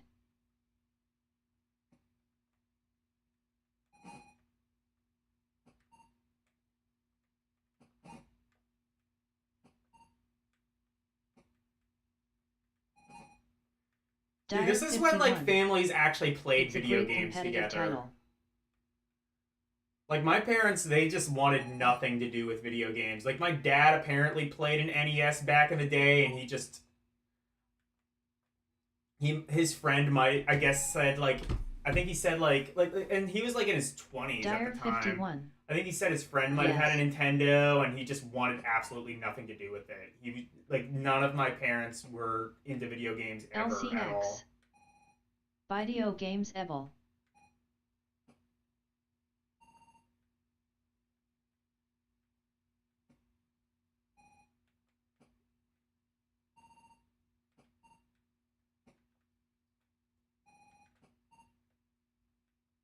Honestly, I just never played a lot of these games multiplayer, and that kind of sucks, because, like, you know, I'm into retro games, but, you know, nobody ever wants to play them. And, like, now I guess I Dire got, like, 51. streaming, and... My parents used to play against each other in Canyon Bomber and Air Sea Battle all the time. Honestly, like, the Wii could have theoretically, like, brought, like... Honestly, if there was... I guess my dad kind of got, like, into, like, iPhone gaming. Like, there was a period where he was addicted to Angry Birds. Jeremiah Thomas. Nice. 2. Great. Jeremiah Thomas. Ones.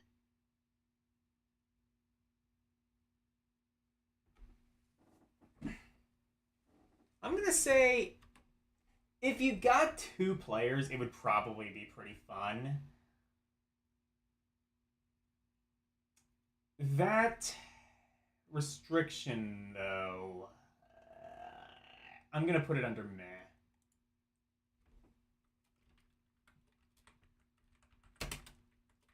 That said, LCX. My father was a Galaga and Battle City pro. He'd play all night when he thought we were asleep and couldn't hear the sounds from the Famicom. Dire 51. It's so weird how, like, Battle My City... brother, sister, and I used to play Warlords against each other all the time. Luther LCX. destroys the god is all I know about Figuring Warlords. out I don't know enemy how to play the patterns fucking and game. getting to super high stages. It's so funny how, like, Battle City, like, on the Famicom, like, nobody gave a shit about Battle City, whether it was, like, in the arcade or on the Famicom, like, officially. But unofficially, it was massive. Like on the Dendy, it was bigger than Super Mario Brothers. Also probably pretty big in, like, you know, Hong Kong, Philippines, places like LCX. that. Note, I could only play on the console for 3 hours on a Saturday if I'm lucky. Dire 51. Wrong ad. The one you quoted was for Vanguard. Oh, Different shit. game entirely. Jeremiah Thomas. Warlords is nice, but I prefer Video Olympics for 4-player action. Okay, I probably don't know how to play Warlords or Vanguard.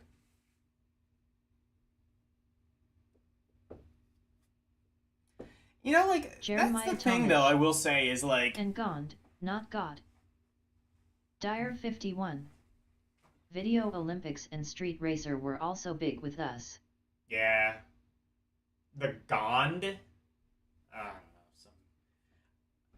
You know, that's kind of the surprising LCX. thing I realized is... Logan plays Warcraft instead. No, I'm good. That's the thing is like I expected a lot of these games to be just like absolute like LCX. weird Time abstract to try at confusion. least one RTS. Expand game horizons. I do want to try an RTS. What's a good RTS to start with? I mean, besides like Fire Dire Emblem 51. or like You'll Advance have an Wars. easy enough time figuring out Vanguard. It's a shooter. Oh, maybe I don't remember. I just remember there was like something where it was like I don't remember. Battle Realms. Battle Realms? Okay. What is that, PC?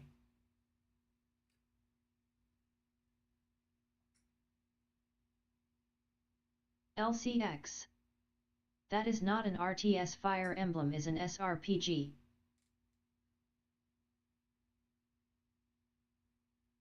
Okay. Flag Capture. This one Jeremiah I Thomas. know about. Vanguard has music from Flash Gordon. What? LCX. PC Yup GOG or Steam. Use my affiliate link. Okay, this one I know about because Atari Archives covered it. This was a very early one, I think. Did David Crane program that? I don't remember. Actually, I don't remember. I don't actually remember how to play this. Dire 51. Yep. And the arcade original also has music from Star Trek The Motion Picture. Does it LCX. really? That's awesome. Battle Realms is a true RTS but also super simple, unlike StarCraft or Red Alert. I want to play Red Alert just because, like, Tim Curry. But it would probably go over my head. I'll play Battle Realms. LCX. You gotta play with a mouse. For a second I thought that was LCX. Dire, and I was just like, wait. It doesn't lend itself well to controller gameplay. I was going to be like, wait, did they make a mouse for the Atari? But no. I see what you're talking about.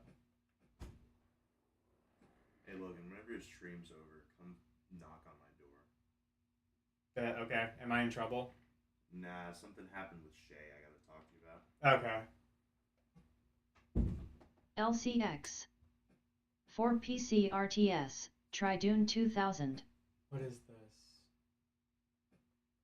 Dune 2000 is LCX. another one. PS1 RTS I mean. Dire 51. There is no Atari mouse, don't worry. Good. That's another... I don't need another thing I can't emulate. Especially when we get to... I don't know if the driving games are going to work. LCX. Actually, I think there was only one I driving doubt game. you'll see anything.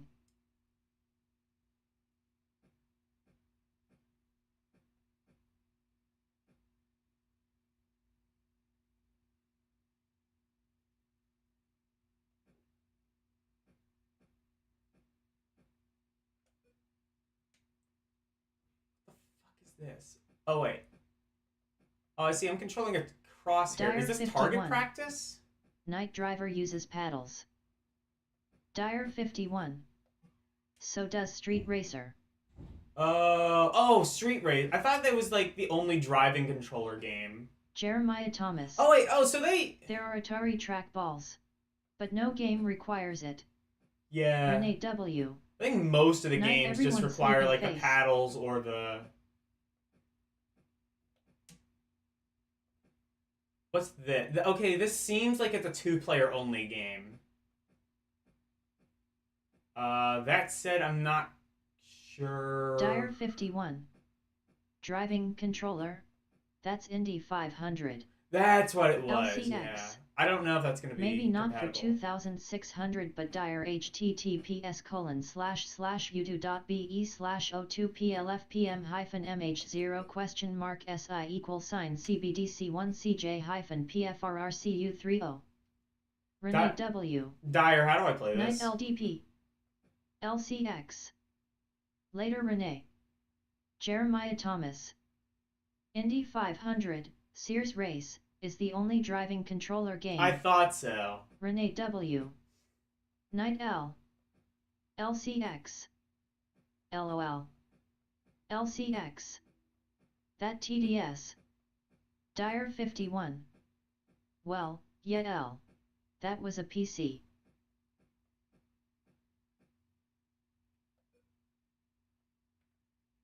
Dire 51.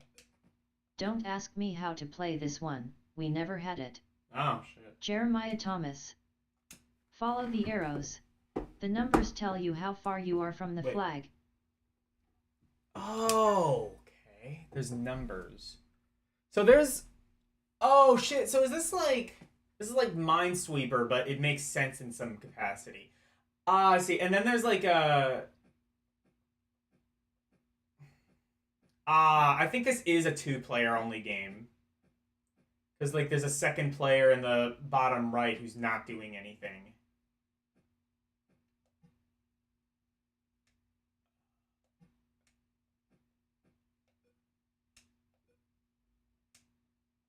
LCX. Find the flag first, huh?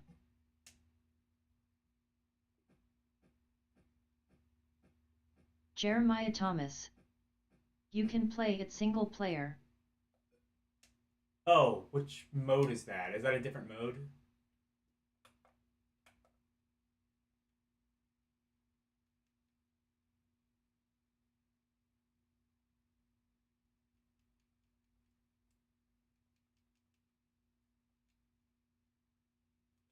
Well, that gets rid of the...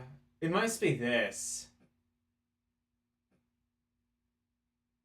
Oh, I see. And then there's a timer. Okay.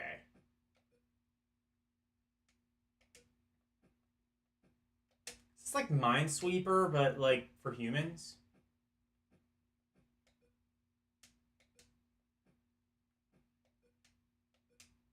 Okay, well the number's still at 0.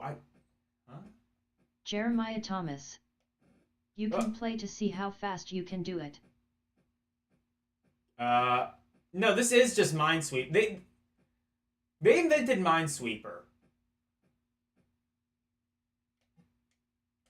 They invented Minesweeper on Atari. I say as somebody who has no idea how to play Minesweeper.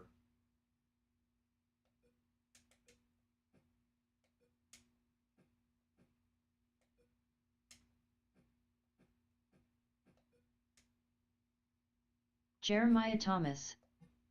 When you click on a tile, you get an arrow or a number. Okay.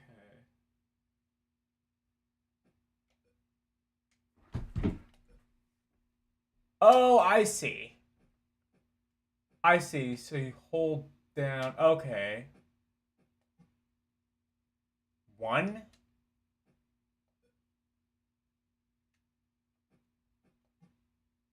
Four. What? 1, 4, 1. Huh?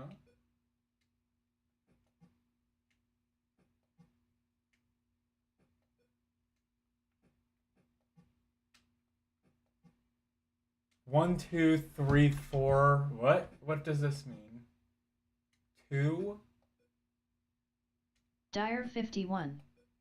If I may digress, and shamelessly advertise, here's my channel, https://www.youtube.com/diorambet. Numbers bigger? Oh, okay. I did it.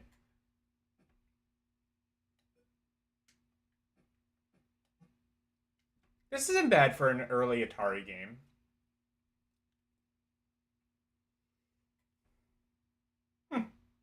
Okay.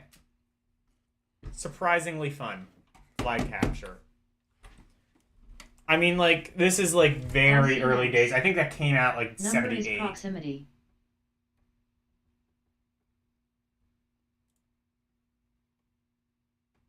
So fun.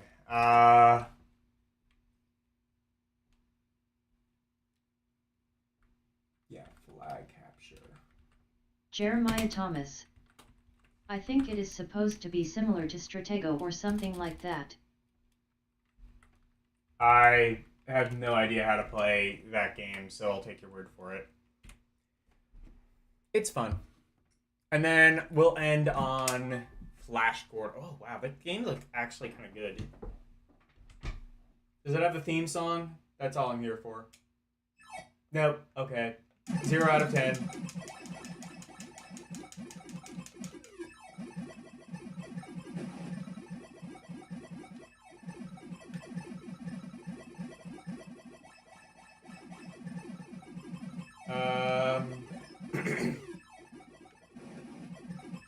Well, it's a Fender. Just...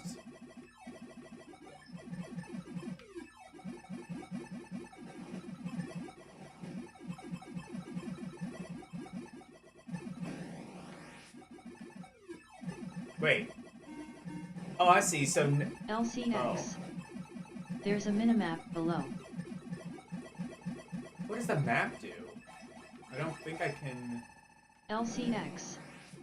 Looks more complex than Defender. Yeah. I guess, can I go somewhere at some stage?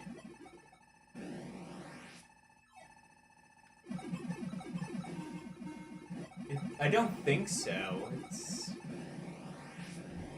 Dire 51. I actually have my 7800 rigged up where I can play music from an outside source and have it mixed in with the game audio, so I could play this with the movie soundtrack. Okay, there you go. See, now you've managed to solve this game's fatal flaw.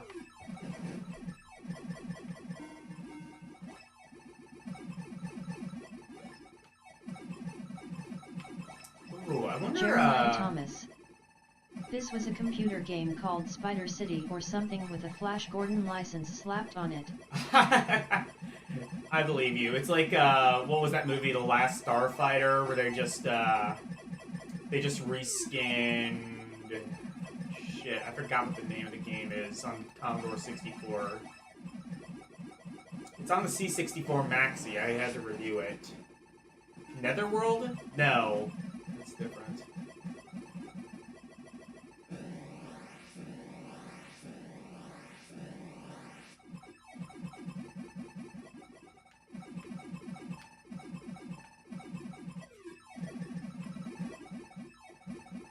Uridium. That's what I'm thinking of.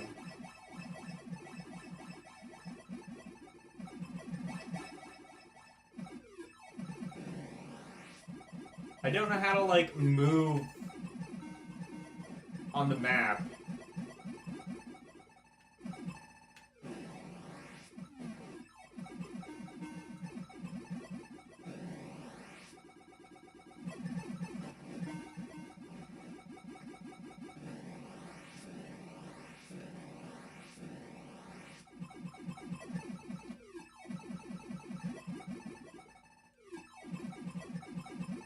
Dire 51.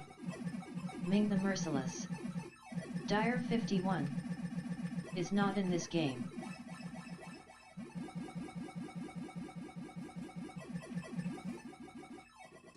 Have you seen the Flash Gordon movie? Is it, like, actually any good beyond just the Queen soundtrack?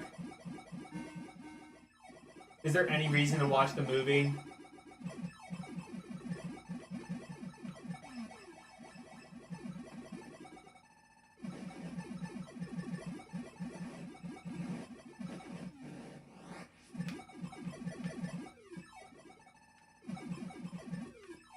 Jeremiah Thomas. The Flash Gordon movie is awesome. Is it? Okay. Dire 51. It's definitely interesting, worth watching at least once, I Okay. say. It's probably on Tubi. That wouldn't surprise me.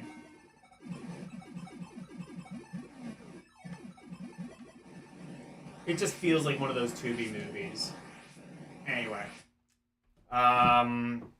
I imagine you're supposed to be able to move on that map, but I haven't worked that out. As it stands, it's fun. It goes in the fun category. It's not bad. It's not meh. It's just fun.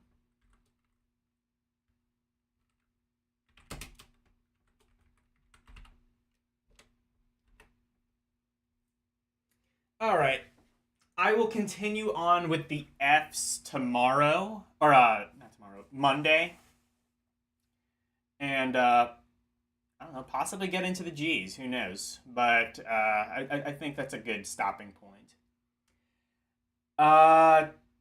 You know what? Tomorrow, I don't think I'm gonna stream tomorrow night. I'm gonna watch. I'm gonna watch the vice presidential debate. That could be. That could be a dumpster fire and a half. Thursday, though, I will do Final Fantasy VI. Saturday, I'm going to be doing a stream on LCX's channel. Possibly Mike Wolf might be there. I don't know. Possibly also Orc. Who knows? But I'll hopefully be playing some Final Fantasy VII. And who doesn't? Who doesn't like Final Fantasy VII? Sunday is Rampori Day. And LCX. GGS. Dire 51. Me. LCX. You beat FF7 Disc 1. No, I didn't. Well, yeah, I will probably on Saturday. And then next Monday, I will continue on with the Fs, probably get into the Gs. At least to some degree. Oh shit, I forgot to get a raid target.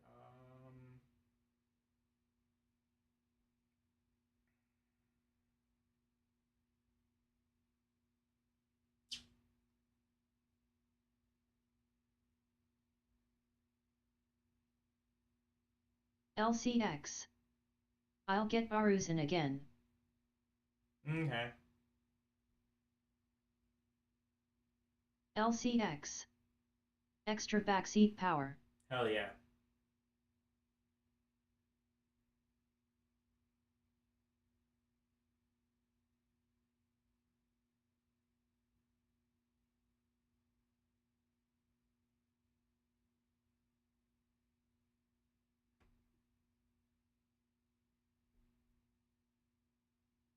Is Tiburon playing the...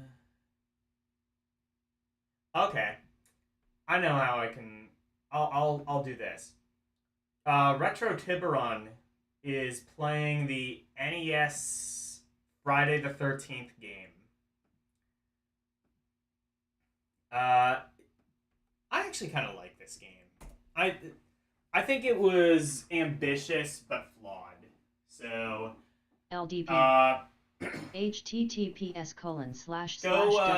say hello to www.youtube.com/live/FLJ201W0 go say hello to Retro Tiburon. Tell him I said hi. Good luck. All of that.